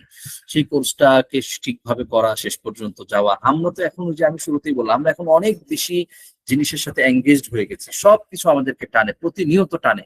এই যে আমি এখন কথা বলছি, আপনারা যারা যুক্ত আছেন অনেকেরই হয়তো মন বারবার খালি বিভিন্ন দিকে যাচ্ছে যে ওই কাজটা করতে হবে, ওইটা করতে হবে, এটা দেখতে হবে, ওইটা দেখতে হবে। এই যে আমরা অনেক বেশি ব্যস্ত হয়ে গেছি এখন। সময়, পৃথিবী, পরিস্থিতি এখন এমন হয়ে গেছে। প্রতিনিয়ত প্রত্যেকদিন কোথায় কি ঘটছে সব ঘটনা আমাদের সামনে আসছে আর আমরা সেগুলো নিয়ে ব্যস্ত হয়ে পড়ছি। যদি সেগুলোকে আমরা মানে দিনই দৃষ্টিকোণ থেকে নেই তাহলে তো সেটা থেকে হয়তো কিছু ভালো দিক আসতে পারে। নতুবা বেশিরভাগ ক্ষেত্রে এগুলো আমাদের জন্য হয় অনর্থক কাজ, কোথাও, কোথাও ক্ষেত্র বিশেষ গুনাহের কাজ। তো যে কথাটা বললাম যে বাস্তবেই যদি কারো ওজর থাকে আপনারা যোগাযোগ করেন। আপনাদের জন্য আমাদের রাস্তা সবসময় খোলা। আর যাদের জন্য বাস্তবে এটা কঠিন না, তাদের জন্য আসলে ছাড়। কারণ হলো যে আপনার জন্য এটা কঠিন না। তবুও আপনি কেন মানে গুরুত্ব দিবেন না? তাই না? দেখেন একটা জিনিস কি, অনেক কিছুই কিন্তু আমরা বারবার করা যায় না। যেমন আমরা এই কোর্সের আগে আমরা একটা বিবাহ বিষয়ক কোর্স করিয়েছি। এখন গত কয়েকদিনেও আমাকে বেশ কয়েকজন জিজ্ঞেস করেছে যে আপনাদের বিবাহ বিষয়ক কোর্সটা আবার কবে হবে? কারণ ওই যে তারা বিবাহ কোর্সে যারা অংশগ্রহণ করেছেন তাদের বিভিন্ন জনের কাছ থেকে জেনেছেন যে তারা যথেষ্ট উপকৃত হয়েছে ইত্যাদি, ইত্যাদি। তো তারা আবার এটার অপেক্ষায় থাকছেন। তো আসলে লাইভ কোর্স যেগুলো, আপনারা হয়তো দেখবেন বিভিন্ন প্ল্যাটফর্ম থেকে বিভিন্ন সময় রেকর্ডেড কোর্স করা হয়, দেওয়া হয়। এটাও একটা গুরুত্বপূর্ণ মাধ্যম। আমিও বিভিন্ন প্ল্যাটফর্মে রেকর্ডেড কোর্স দিয়েছি, করিয়েছি। তো রেকর্ডেড কোর্সটা তো সহজ দিয়ে দেওয়া যায়। চাইলাম রেকর্ড করে দিয়ে দিলাম, এটা লং টার্ম থাকলো, যে কোনো সময় যে কাউকে দেওয়া যায়। কিন্তু লাইভ কোর্সের একটা বিশেষ এক্সট্রা ফায়দা আছে। লাইভ কোর্সের মাধ্যমে পরস্পর আলোচনা বোঝাপড়াটা হয়, যেটা আসলে রেকর্ড কোর্সের মাধ্যমে হয় না। তো লাইভ কোর্স এই জন্য সবসময় আয়োজন করা যায় না। এই যে আপনাদের আপনাদের হয়তো জানা, আমি জাস্ট বোঝার জন্য বলছি, যে কোর্স গুলো যে সবসময়, যেমন আমরা এই যে এখন করলাম, এটা আবার আগামী বছরে, আগামী 1 বছরে এই কোর্সটা আমরা আবার করতে পারবো কিনা সেটার কিন্তু কোনো নিশ্চয়তা নাই। কারণ একটা কোর্স করার জন্য অনেক প্রস্তুতি লাগে। যেমন এই যে আপনারা যারা আমাদের সাথে এখানে ফেসবুকে অ্যাড দেখে যুক্ত হয়েছে, আমাদের প্রায় 30,000 টাকার কাছাকাছি আমরা শুধু ফেসবুক অ্যাডে খরচ করতে হয়েছে আমাদের। কেন? আপনাদের কাছে পৌঁছার জন্য। তো তো এখন দেখেন, এই পরিমাণ খরচ করে সবসময় কিন্তু মানে এইরকম পূর্ণ ব্যবস্থাপনা করে সেই ব্যবস্থাটা করা যায় না। এটাই বাস্তবতা। আবার আমাদেরও পরবর্তীতে আরো অনেকগুলো কোর্সের শিডিউল আছে। যেমন আমি সংক্ষেপে একটু বলি, আমাদের পরবর্তীতে একেবারে বড়সড় একটা কোর্সের শিডিউল হলো, আমরা ফরজে আইন কোর্স বা বেসিক ইসলাম কোর্স বা ডিপ্লোমা ইন ইসলামিক শরিয়া, এই 1 বছর মেয়াদি আমরা এই বিষয়ে আমরা একটা কোর্সটা আমাদের শুরু হতে যাচ্ছে ইনশাআল্লাহ ডিসেম্বর মাস থেকে। এটা আমাদের চূড়ান্ত। আপনাদের সকলকে অগ্রিম দাওয়াত দেওয়া থাকলো। আমাদের মাযহাব তাকলিদ এটা নিয়ে একটা কোর্স হবে ইনশাআল্লাহ। আমাদের প্যারেন্টিং নিয়ে একটা কোর্স খুব তাড়াতাড়ি আসবে ইনশাআল্লাহ। আমাদের আরবি ভাষার 1 বছর মেয়াদী কোর্স, এটা শেষ হচ্ছে, এটার অ্যাডভান্স লেভেল, সেটা নিয়ে একটা কোর্স হবে ইনশাআল্লাহ। সরফ বা আরবি ব্যাকরণ, সেটা নিয়ে আমাদের একটা কোর্স এই আগামী মাস থেকে, নভেম্বর মাস থেকে শুরু হচ্ছে ইনশাআল্লাহ। আমাদের প্রতিনিয়ত দেখা যাচ্ছে যে আমাদের নিয়মিত বিভিন্ন কোর্স থাকছে। আমরা কোরআনে কারীম বিশুদ্ধ করার জন্য একটা কোর্স আমরা শুরু করতে যাচ্ছি। এটা অনেকেরই চাওয়া, অনেক সময় অনেকেই আমাদেরকে এটার আবেদন করে থাকেন। তো আমরা সেটার একটা কোর্স ইনশাআল্লাহ হয়তো কাছাকাছি সময়ে আপনারা সেটার একটা ঘোষণা পাবেন ইনশাআল্লাহ। তো আমরা তো এই জন্য আমাদের আবার তালাক বিষয়ে ইনশাআল্লাহ আমাদের একটা কোর্স খুব কাছাকাছি সময়ই হবে ইনশাআল্লাহ। তালাক বিষয় আমরা সুদ নিয়ে একটা কোর্স করাতে চাই, সেটা আমাদের একেবারে লিস্টের মধ্যে একেবারে উপরের দিকে আছে। আমরা মুআমালা, শুধু লেনদেনে হালাল হারাম, সেগুলো নিয়ে আমরা একটা কোর্স করাতে চাই, সেটাও আমাদের একটু তালিকার শুরুর দিকে আছে। এবং মাযহাব ও তাকলিদ, এটা খুবই ইন্টারেস্টিং একটা ব্যাপার, অনেকেরই এই বিষয়ে জানার ইচ্ছা, জানার আগ্রহ।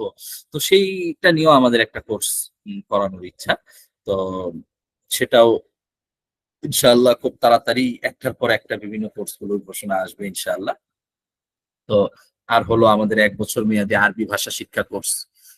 আপনারা জানেন, শিক্ষিত যারা আছেন, বিশেষ করে যারা একটু অল্প বয়সের আছেন, আপনাদের প্রত্যেককে আমি অনুরোধ করব যে আপনি একটু হিম্মত করে আরবি ভাষাটা শিখে ফেলতে পারেন। আরবি ভাষাটা শিখে ফেললে আপনি 1টা বছর সময় দিলে আপনি দেখবেন যে আপনি আরবিতে কথা বলতে পারছেন টুকটাক। আপনি কোরআন শরীফ, বিশেষ করে আপনি কোরআন শরীফটা বুঝতে পারছেন। কোরআন শরীফের অর্থটা অনেকাংশে আপনি বুঝতে পারছেন। 100% পারবেন না। 100% 1 বছর মাদ্রাসায় পড়েও একজন ছাত্র পারে না।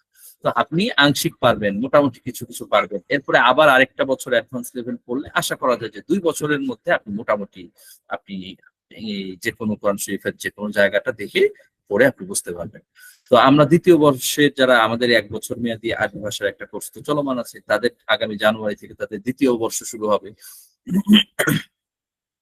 তো তাদেরকে আমরা কোরআন শরীফের তর্জমা পড়াবো, কোরআন শরীফ থেকে তাদের অর্থগুলো কিভাবে করতে হয় সেই জিনিসগুলো তাদেরকে পড়াবো। আরো বিভিন্ন বিষয় তাদেরকে আমরা পড়াবো, আরবি সাহিত্য পড়াবো, আরো বিভিন্ন বিষয়। তো যাই হোক, আমাদের সম্পর্কে আপনাদেরকে সংক্ষেপে কিছু বললাম। তো এই জন্য বললাম যে আপনারা কেউ যদি চিন্তা করেন যে আচ্ছা ঠিক আছে, এইটা কিছুদিন যাক, এই কোর্সটা পরে আবার করব, হয়তো পরে আর কখনোই সুযোগ হবে না, হয়তো আপনার সুযোগ হবে না, অথবা আমরা হয়তো সেই আয়োজনটা আর করতে পারবো না। আমরা এমন অনেক কোর্স আমরা আগে করেছি, মানে করিয়েছি, যে কোর্সটা একবার করার পরে দ্বিতীয়বার আমরা আর করতে পারি নাই, বা দ্বিতীয়বার করেছি, তৃতীয়বার আর করতে পারি নাই। এরকম আরো অনেক আমাদের প্ল্যানে অনেক বিভিন্ন প্ল্যান আছে। তো এই জন্য আমি বলবো যে যাদেরই সুযোগ আছে, আম, আপনি এই কোর্সটাতে অংশগ্রহণ করেন। আপনি কম আর বেশি দেখবেন আপনার অনেক কিছু জানা হবে, এবং আপনি নিজেকে একটু সমৃদ্ধ করতে পারবেন। আমি এই যে রকমারিতে কিছুদিন আগে একটা আলোচনা শুনলাম, একজন আলেম, উনি একটা মাদ্রাসার মক্তব হেফজখানা, সেই মাদ্রাসার উনি পরিচালক। তার একটা কথা আমার খুব ভালো লাগলো। তিনি বললেন যে আমি প্রতি মাসে 5,000 টাকা বরাদ্দ রাখি শুধুমাত্র বিভিন্ন কোর্স করার জন্য। এই কথাটা কিন্তু আমার কাছে খুব ভালো লাগলো। দেখেন, মানুষ নিজেকে উন্নত করতে পারে কিভাবে? আপনি পুরো একটা কোর্স থেকে কখনো কখনো দেখা যাবে যে একটা কথা আপনার এমন হয়েছে যে একটা কথা আপনাকে অনেক বেশি অগ্রসর করে দিয়েছে, একটা কথা আপনাকে অনেক বেশি উন্নত করে দিয়েছে। তো এই জন্য এটা খুবই গুরুত্বপূর্ণ। আমি মনে করি যে আসলে আমরা যে ফি ধরা হয়েছে, এই ফিটা আমরা আসলে চাই যে ফি মানে এগুলোর মাধ্যমে মোটামুটি যাতে করে আমরা আমাদের খরচ টিকে থাকতে পারি, আমরা মোটামুটি আমাদের এখানে আরো একটা টিম কাজ করে, আমাদের তাদেরও একটা খরচ আছে, সেগুলো যাতে করে আমরা ব্যবস্থা করতে পারি। এই আচ্ছা, ঠিক আছে, আমি দেখছি যে আপনারা অনেকেই লিখেছেন, আমরা কারণ জানতে চেয়েছিলাম। অনেকেই লিখেছেন যে যাচাই না করার কারণে, রহমতুল্লাহ ভাই লিখেছেন যাচাই না করার কারণে, তানভীরুল ইসলাম ভাই লিখেছেন কারণ আমরা যার তার থেকে শিখতে চাই, এই কারণে। খুবই ভালো লিখেছেন যে আমরা যে আসলে ভুল জানি, এই ভুল জানাগুলোর কারণ এটা যে আমরা যে কোনো জায়গা থেকে দিন শিখি, আমরা ইউটিউব থেকে দিন শিখতে চাই, আমরা অনলাইন থেকে সবকিছু শিখে ফেলতে চাই, অনলাইনের ব্যক্তিকে যাচাই না করি। দেখেন অনলাইন তো একটা বিরাট সাগর, অনলাইনের মধ্যে ভালো আছে মন্দও আছে, পৃথিবীর সবচেয়ে ভালো জিনিসগুলো এখানে আছে, পৃথিবীর সবচেয়ে খারাপ মন্দ অশ্লীল অন্যায় জিনিসগুলো এখন এখানে আছে অনলাইনে। তো পৃথিবীর সবচেয়ে দক্ষ দক্ষ মানে শিক্ষক বৃন্দ তাদের আলোচনাও এখানে আছে। আবার একেবারে যার কোনো ধরনের যোগ্যতা নেই, সেও হয়তো, তারও হয়তো অনেক ভিউ হয়ে যেতে পারে। শুধু ভিউ দিয়ে আমরা অনেকে অনেক সময় যাচাই করি, এটাও কিন্তু ভুল। তো এই জন্য আপনাকে আমি বলবো যে আপনি যে কোনো কাউকে যখন আপনি কারো কাছ থেকে শিখবেন, তার একাডেমিক ব্যাকগ্রাউন্ড সম্পর্কে আপনার জানা থাকা দরকার। আমার কথা যদি বলি, আমরা কাজ করছি, আমাদের প্ল্যাটফর্মে তো শুধু আমি একা পড়া কোর্স করাই না, আরো অনেকেই আছেন। প্রত্যেকেই যে যে বিষয়ে কোর্স করাচ্ছেন সেই বিষয়ে তারা যথেষ্ট যোগ্য, এতটুকু আমরা ইনশিওর করতে পারি। তো তো আশা করি আপনারা বুঝতে পেরেছেন। সাইফুল ইসলাম ভাই লিখেছেন আমরা জাতিগত তারা পড়ব। আর মারুফ ভাই লিখেছেন সঠিক পথ প্রদর্শক না পাওয়ার কারণে। এম কাউসার ভাই লিখেছেন মুতালা কম এবং যা শুনি যাচাই ছাড়াই তা মেনে নিই। ভালো লিখেছেন সবাই। ওমর শরীফ ভাই লিখেছেন দিন চর্চার ঘাটতি ও আলেমদের কিছু সমস্যা। এরপরে হলো তানভীরুল ইসলাম ভাই লিখেছেন জানার মাধ্যমে প্রবলেম আছে। আচ্ছা, মাশাআল্লাহ। রহুল আমিন ভাই লিখেছেন পড়াশোনা করার মানসিকতা কম। মাশাআল্লাহ, আপনারা অনেকে উত্তর দিয়েছেন, অনেক শুকরিয়া। এরপরে বখতিয়ার মুজাহিদ হাবিব ভাই লিখেছেন শিক্ষা ব্যবস্থায় ইসলাম না থাকায় বেশিরভাগ ব্যক্তি জেনে থাকে বাইরের কোনো আলোচনা থেকে, যেগুলোর পথ ভিন্ন ভিন্ন, যার কারণে কোনো বিষয় শুনে সেটা যাচাই করাটাও কঠিন হয়ে যায়, কারণ বিষয়গুলো শোনার সোর্স আলাদা থাকে। ভালো বলেছেন, শিক্ষা ব্যবস্থায় এগুলো যাচাই যুক্ত করা উচিত, আপনি বলেছেন। আব্দুল মুমিন লিখেছেন যে আব্দুল মুমিন ভাই লিখেছেন যে প্রচলিত সামাজিক চর্চায় অভ্যস্ত, আগ্রহী, দ্বীনি তাহজিব তামাদ্দুনে অনাকাঙ্ক্ষায়। ভালো লিখেছেন। হাদিউল ইসলাম নোমান ভাই লিখেছেন বাংলাদেশে প্রচলিত ইসলামী রাজনীতি গণতন্ত্র প্রক্রিয়ায়। এই জন্য আমি কোনো ইসলামী রাজনীতি করি না, তবে খেলাফত প্রতিষ্ঠায় সহি তরিকায় কাজ করতে চাই। এই বিষয়ে আপনার সঠিক পরামর্শ চাই। হ্যাঁ ভাই, পরামর্শ তো আসলে এই ব্যাপারটা তো একটু দীর্ঘ ব্যাপার, তাই না? আপনাকে আগে জানতে হবে ভাই, যে কোনো কিছু করার আগে জানতে হবে। আপনি যদি না জানেন, ভুল জানেন, তাহলে ভুল জেনে আপনি যে অ্যাকশনটা নেবেন সেই অ্যাকশনটা ভুল হবে, অথবা যারা ভুল অ্যাকশন নিচ্ছে তাদের সাথে আপনি গিয়ে যুক্ত হয়ে যাবেন। সেই জিনিসগুলো জানার জন্যই কিন্তু আমাদের এই লম্বা ক্লাস, আমাদের এই কোর্সটা কিন্তু লম্বা কোর্স আকারে সাজানো হয়েছে, যাতে করে আপনি এই বিষয়ে বিস্তারিত জানতে পারেন, আপনি ডিপলি যেন জানতে পারেন। আচ্ছা, এরপর শহীদুজ্জামান ভাই লিখেছেন বাংলাদেশে গণতান্ত্রিক প্রক্রিয়া যে দিন কায়েমের চেষ্টা চলমান, তা কখনো সম্ভব না, আমি একমত কিনা। এই কথাগুলো এক বাক্যে হা না আমরা উত্তর দিতে পারি না। হ্যাঁ, এই জিনিসগুলোকে আমরা ব্যাখ্যা সাপেক্ষে কথা বলবো। দেখেন ভাই, মানে এই যে এই জাতীয় অনেক প্রশ্ন, অনেক কথা ফেসবুক ইত্যাদিতে অনলাইনে, মানে কে কে একমত, হা না বলুন ইত্যাদি ইত্যাদি হয়। আসলে এই জিনিসগুলো আমার ব্যক্তিগত মতামত, আমি যদি জানতে চান আমি বলবো যে এগুলোকে এইভাবে বলা যায় না। কিছু কিছু জিনিস ব্যাখ্যা সাপেক্ষ, সেই বিষয়টা যদি সঠিক আম, জিনিসটা যদি জানতে হয় তাহলে ব্যাখ্যা সাপেক্ষেই জানা উচিত, ব্যাখ্যা সহই পেশ করা উচিত। তো আমাদের এই জন্য ব্যাখ্যা সাপেক্ষে পেশ করা উচিত। এবং এই কথাটাকে আমরা কিভাবে বলবো, উম, এই কথাটার সাথে কি আমরা এক বাক্যে হা বলবো, নাকি এক বাক্যে না বলবো, নাকি ব্যাখ্যা করব, নাকি বলবো যে এই ক্ষেত্রগুলোতে ঠিক আছে, ওই যে শর্ত পাওয়া গেলে ঠিক আছে, এই শর্ত পাওয়া গেলে ঠিক নেই, অথবা কিভাবে আমরা জিনিসটা উপস্থাপন করব, এই জিনিসটা কিন্তু আমাদের আরো একটু বোঝা দরকার। আচ্ছা, আমি এরপরে দেখছি যে এরপরে আর কে কে লিখেছে, আমি একটু দেখি দাঁড়ান। হ্যাঁ, এক ভাই লিখেছেন ইব্রাহিম রহমান অনলাইন থেকে বিক্ষিপ্ত নেওয়ার কারণে আমাদের ভুল হয়, বিক্ষিপ্ত জ্ঞান নেওয়ার কারণে ভুল হয়। ভালো লিখেছেন। রুহুল আমিন ভাই লিখেছেন যে কোনো বিষয়ে তাহকিক কম থাকার কারণে ভুল হয়। ঠিক লিখেছেন। আমাদের এক বোন কানিস ফাতেমা লিখেছেন যে যাচাই না করে যা শুনে তা গ্রহণ করার কারণে আমাদের এই সমস্যাগুলো হয়। মাশাআল্লাহ, সবাই ভালো লিখেছেন, আপনারা সবাই যথেষ্ট আহ জ্ঞানী। তো এরপরে এক ভাই মারুফ ভাই জানতে চেয়েছেন, বাংলাদেশের রাজনৈতিক এমন কোন দল আছে কিনা যারা সত্যিকার অর্থে খেলাফত প্রতিষ্ঠা করতে চায়। হয়তো এই প্রশ্নটার যদি আমি সংক্ষেপে উত্তর দিই, চায় হয়তো অনেকেই, আমরা কারো নিয়তের উপরে হামলা করতে পারি না। যারা বলছেন তাদের নিয়তের ব্যাপারে আমরা এটা একটা গুরুত্বপূর্ণ ব্যাপার, যে মানে কখনো কারো নিয়তের উপরে হামলা করা যাবে না। হ্যাঁ, যে না সে আসলে চায় না, সে শুধু ভান করে, সে মিছামিছি বলছে, এরকম নিয়তের উপরে হামলা করা এটা কিন্তু ইসলাম সম্মত। তো আমরা এই জন্য নিয়তের উপরে আমরা কারো উপরে হামলা করব না। তবে কারো পদ্ধতি নিয়ে চিন্তা হতে পারে, কারো পদ্ধতির সাথে আপনার দ্বিমত হতে পারে, সেটাকে আপনি সুস্পষ্টভাবে বলতে পারেন যে আমার কাছে মনে হয় এই পদ্ধতিটা ঠিক। এই বিষয়গুলো তো আসলে ইজতিহাদ, তাই না? তো এটা নিয়েও আমরা কথা বলবো ইনশাল্লাহ, এগুলো নিয়ে আমাদের লম্বা কথা হবে, যে এই জিনিসগুলোকে নিয়ে আমাদের আহ মানে ইজতেহাদি বিষয় যেহেতু, সুতরাং এই বিষয়টা নিয়ে আমরা ইজতেহাদের ভিত্তিতেই কথা বলতে হবে, এবং এই ক্ষেত্রে মতামতের ক্ষেত্রে একাধিক মত তৈরি হতে পারে, এটা খুব স্বাভাবিক। আচ্ছা, আমরা খেলাফত প্রতিষ্ঠা করার প্রয়োজনীয়তা এটা নিয়ে কথা বলছিলাম। আমি সংক্ষেপে এখন সামনের পয়েন্টে যাচ্ছি। এর আগে শুধু বলছি যে আল আহকাম ও সুলতানি, এটার মধ্যে ইমাম মাওয়ারদি রাহমাতুল্লাহি আলাইহি উনি বলেছেন যে পৃথিবীর মধ্যে খেলাফত প্রতিষ্ঠা করা, আল ইমামাতু মাওদুআতুন লিখিলাফাতিন নুবুওয়াহ ফি হিরাসাতিদ দ্বীন ওয়া সিয়াসাতিদ দুনিয়া। উনি বলেছেন যে দুইটা উদ্দেশ্যে পৃথিবীতে খেলাফত প্রতিষ্ঠা করা জরুরি, এবং এই ব্যাপারে কোনো ইখতিলাফ নাই। এই কথা বলেছেন ইমাম নাওয়ী রাহমাতুল্লাহি আলাইহি শরহ মুসলিমের মধ্যে বলেছেন যে পৃথিবীতে যে খেলাফত প্রতিষ্ঠা করা ফরজ, এই ব্যাপারে কারোর মধ্যে কোনো ইখতিলাফ নাই। তো দুইটা কারণ যেটা মাওয়ারদি রহমতুল্লাহ আলাইহি বলেছেন, সেটা হলো, এক নম্বর হলো হিরাসাতুদ্দিন, যে পৃথিবীতে খেলাফত প্রতিষ্ঠা হলেই দিন দিনের পাহারাদারি হবে। পৃথিবীতে খেলাফত প্রতিষ্ঠা হলেই দিনের নিশ্চয়তা হবে, দিন জিন্দা হবে।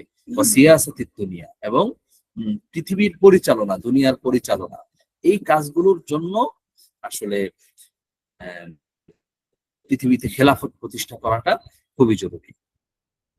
আচ্ছা, তো তাহলে আমরা এরপরে আরো বিভিন্ন জনের মতামত এখানে ছিল, আমি এগুলো সংক্ষেপ করছি। ইমাম কুরতুবী রাহমাতুল্লাহি আলাইহির বক্তব্য আছে, ইবনে তাইমিয়া রাহমাতুল্লাহি আলাইহি ওনার বক্তব্য আছে।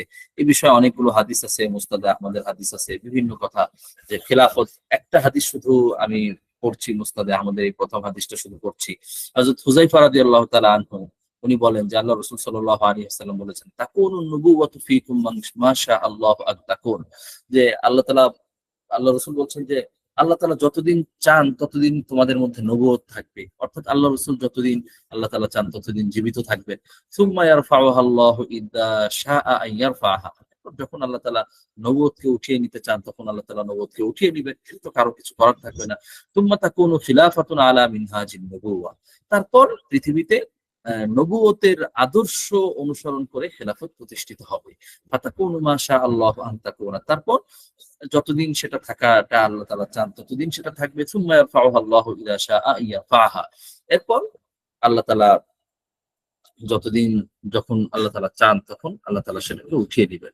সুম্মা তাকুনু মুলকান আদান ফায়াকুনু মা শা আল্লাহু আন ইয়াকুন, তারপর থাকবে রাজত্ব, আম, এবং সেটা যতদিন আল্লাহ তাআলা চান ততদিন হবে। এরপর আল্লাহ তাআলা এটাকেও উঠিয়ে নিবেন। এরপরে থাকবে আহ মানুষের উপরে কঠোর রাজত্ব, মানুষের উপরে, মানুষকে জোর করে মানুষের উপরে রাজত্ব করা।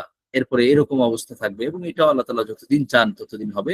সুম্মা ইয়ারফাউহা আল্লাহু ইযা শাআ আন ইয়ারফাহা, এরপর আল্লাহ তাআলা যখন চান তখন আল্লাহ তাআলা এটাকেও দূর করে দিবেন। সুম্মা তাকুনু খিলাফাতুন আলা মিনহাজিন নুবুওয়া, তারপর আল্লাহ রসুলের আদর্শ অনুসারে আবার খেলাফত প্রতিষ্ঠিত হবে। সুম্মা সাকাত, এরপর আল্লাহ রসুল চুপ হয়ে গেলেন। আচ্ছা, আচ্ছা, তো এখন আপনাদের কাছে প্রশ্ন করি, একটু আপনারা একটু জানান, আহ, যে এখানে যে আল্লাহ রসুল কয়েকটা কথা বললেন, কয়েকটা ধরনের কথা বললেন, তো আমরা এখন আসলে কোন প্রকারের মধ্যে আছি, কি মনে হয় আপনাদের কাছে? এগুলো নিয়ে ওলামায়ে কেরামের একাধিক ব্যাখ্যা আছে, আপনাদের কাছে কি মনে হয়, একটু মতামতটা জানান।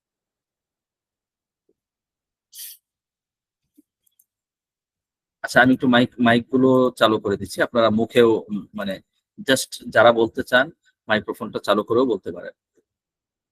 আর কথাটা বলা শেষ করেই মাইক্রোফোনটা বন্ধ করে দিবেন। জি, বল।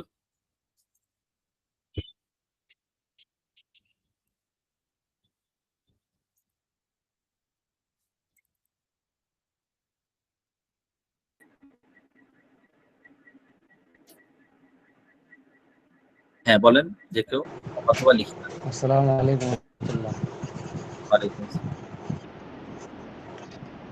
সাউন্ড যেন না আসে, বিষয়টা একটু খেয়াল রাখতে হবে না? জি, হ্যাঁ, বলেন। আসলে খেলাফত প্রতিষ্ঠা আমরা যারা ইসলামী লাইনে লেখাপড়া করছি বা একটু ইসলামিক মূল্যবোধ আমাদের যারা যারা আছে সবাই চায়। তো আমি আরেকটা কিন্তু যে আপনাদেরকে একটু একটু আপনাকে থামাচ্ছি। আমি আরেকটা আপনাদেরকে প্রশ্ন দিয়েছি। এই প্রশ্নটার একটু উত্তর দেন।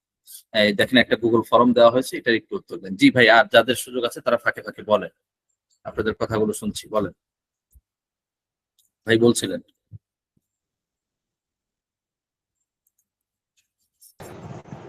জি কিন্তু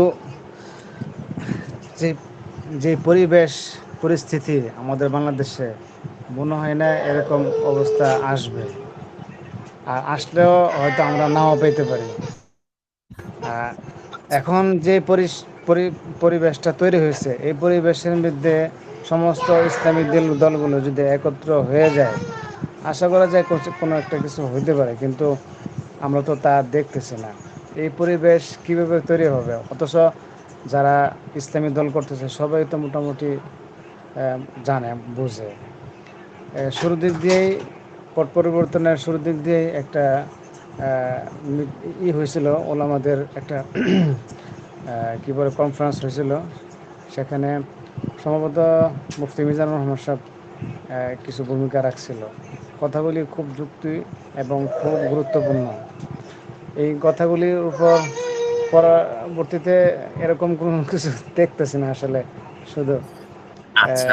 ধোঁয়াশাই আমরা লাগতেছে আমার কাছে।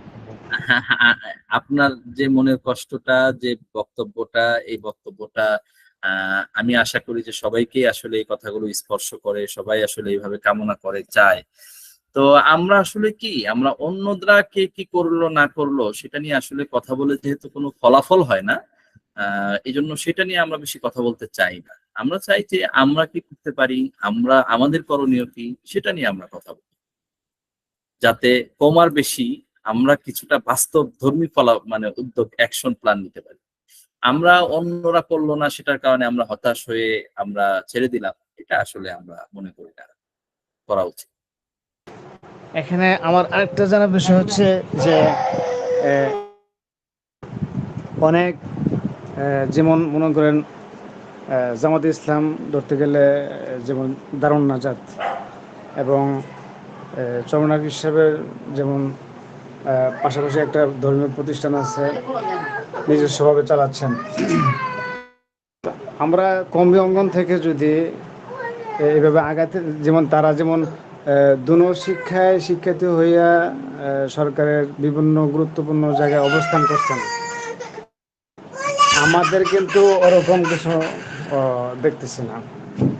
তো এইভাবে আসলে কি আমরা আমি আগাতে আমি পারবো যেটা সামনে? বলবো, হ্যাঁ, আমি এই জায়গাটাতে যেটা বলবো যে আসলে আমরা কওমি, আমরা আমরা একটা কিছু করব, অন্যরা আরেকটা কিছু করবে। আমার কাছে মনে হয় আমাদের আসলে এইভাবে না ভেবে বরং পুরো মুসলিম উম্মাহ আমরা এক, আমরা মুসলিম উম্মাহ আমরা একসাথে কাজ করব। পুরো এই রাষ্ট্র, ইসলামী রাষ্ট্র প্রতিষ্ঠার ক্ষেত্রে আমরা যারা মাদ্রাসা পড়ুয়া আমরা কিছু ভূমিকা পালন করব। যারা ইউনিভার্সিটিতে পড়ছেন তারা কিছু ভূমিকা পালন করবেন। অন্য আরো যারা আছে প্রত্যেকে নিজ নিজ জায়গা থেকে কিছু ভূমিকা পালন করবেন। আমরা সেই চিন্তা চেতনাটা আসলে ছড়াতে চাই। অনেক শুকরিয়া খালেদ ভাই, আপনি অনেক কিছু বলেছেন। আমরা আসসালামু আরো আলাইকুম যদি, শাইখ। আমি কিছু কথা বলতে পারি? জি বলেন শহীদুজ্জামান ভাই, জি। আমি বলতে চাচ্ছিলাম যে গণতান্ত্রিক ব্যবস্থার অধীনে থেকে একনিষ্ঠভাবে শরীয়ত প্রবর্তনের চেষ্টা করা, এই আলোকে সেটা হলো, জি। যদি এই কথা বলা হয় যে যারা এই ব্যবস্থার মাধ্যমে ইসলামী নিজাম ও জীবন ব্যবস্থার জন্য তৎপর, তারা তো মুখলেস, এর জন্য কি তারা প্রতিদান পাবে? এমন মনে করা নফসে ধোঁকা এবং শয়তানি অপকর্মকে তাদের সামনে সৌন্দর্যমণ্ডিত করে উপস্থাপন করা। যে কোনো কাজ যা ভালো উদ্দেশ্যে ইখলাস এবং বিশুদ্ধ নিয়তে করা হয় তা আল্লাহর কাছে কবুল হয়। কিন্তু তাই বলে তো কাফিরদের যে পূজাগুলা তারা করতো সেগুলোকে তারা মুখলিস বলতে পারবো না আমরা, সেরকমই। আচ্ছা, হ্যাঁ, এখানে আপনি যেটা বললেন মানে আপনি আপনার বক্তব্য পেশ করলেন। আপনি কি কিছু জানতে চান এই বিষয়ে, নাকি এটা আপনি আপনার বক্তব্য হিসাবে পেশ করলেন?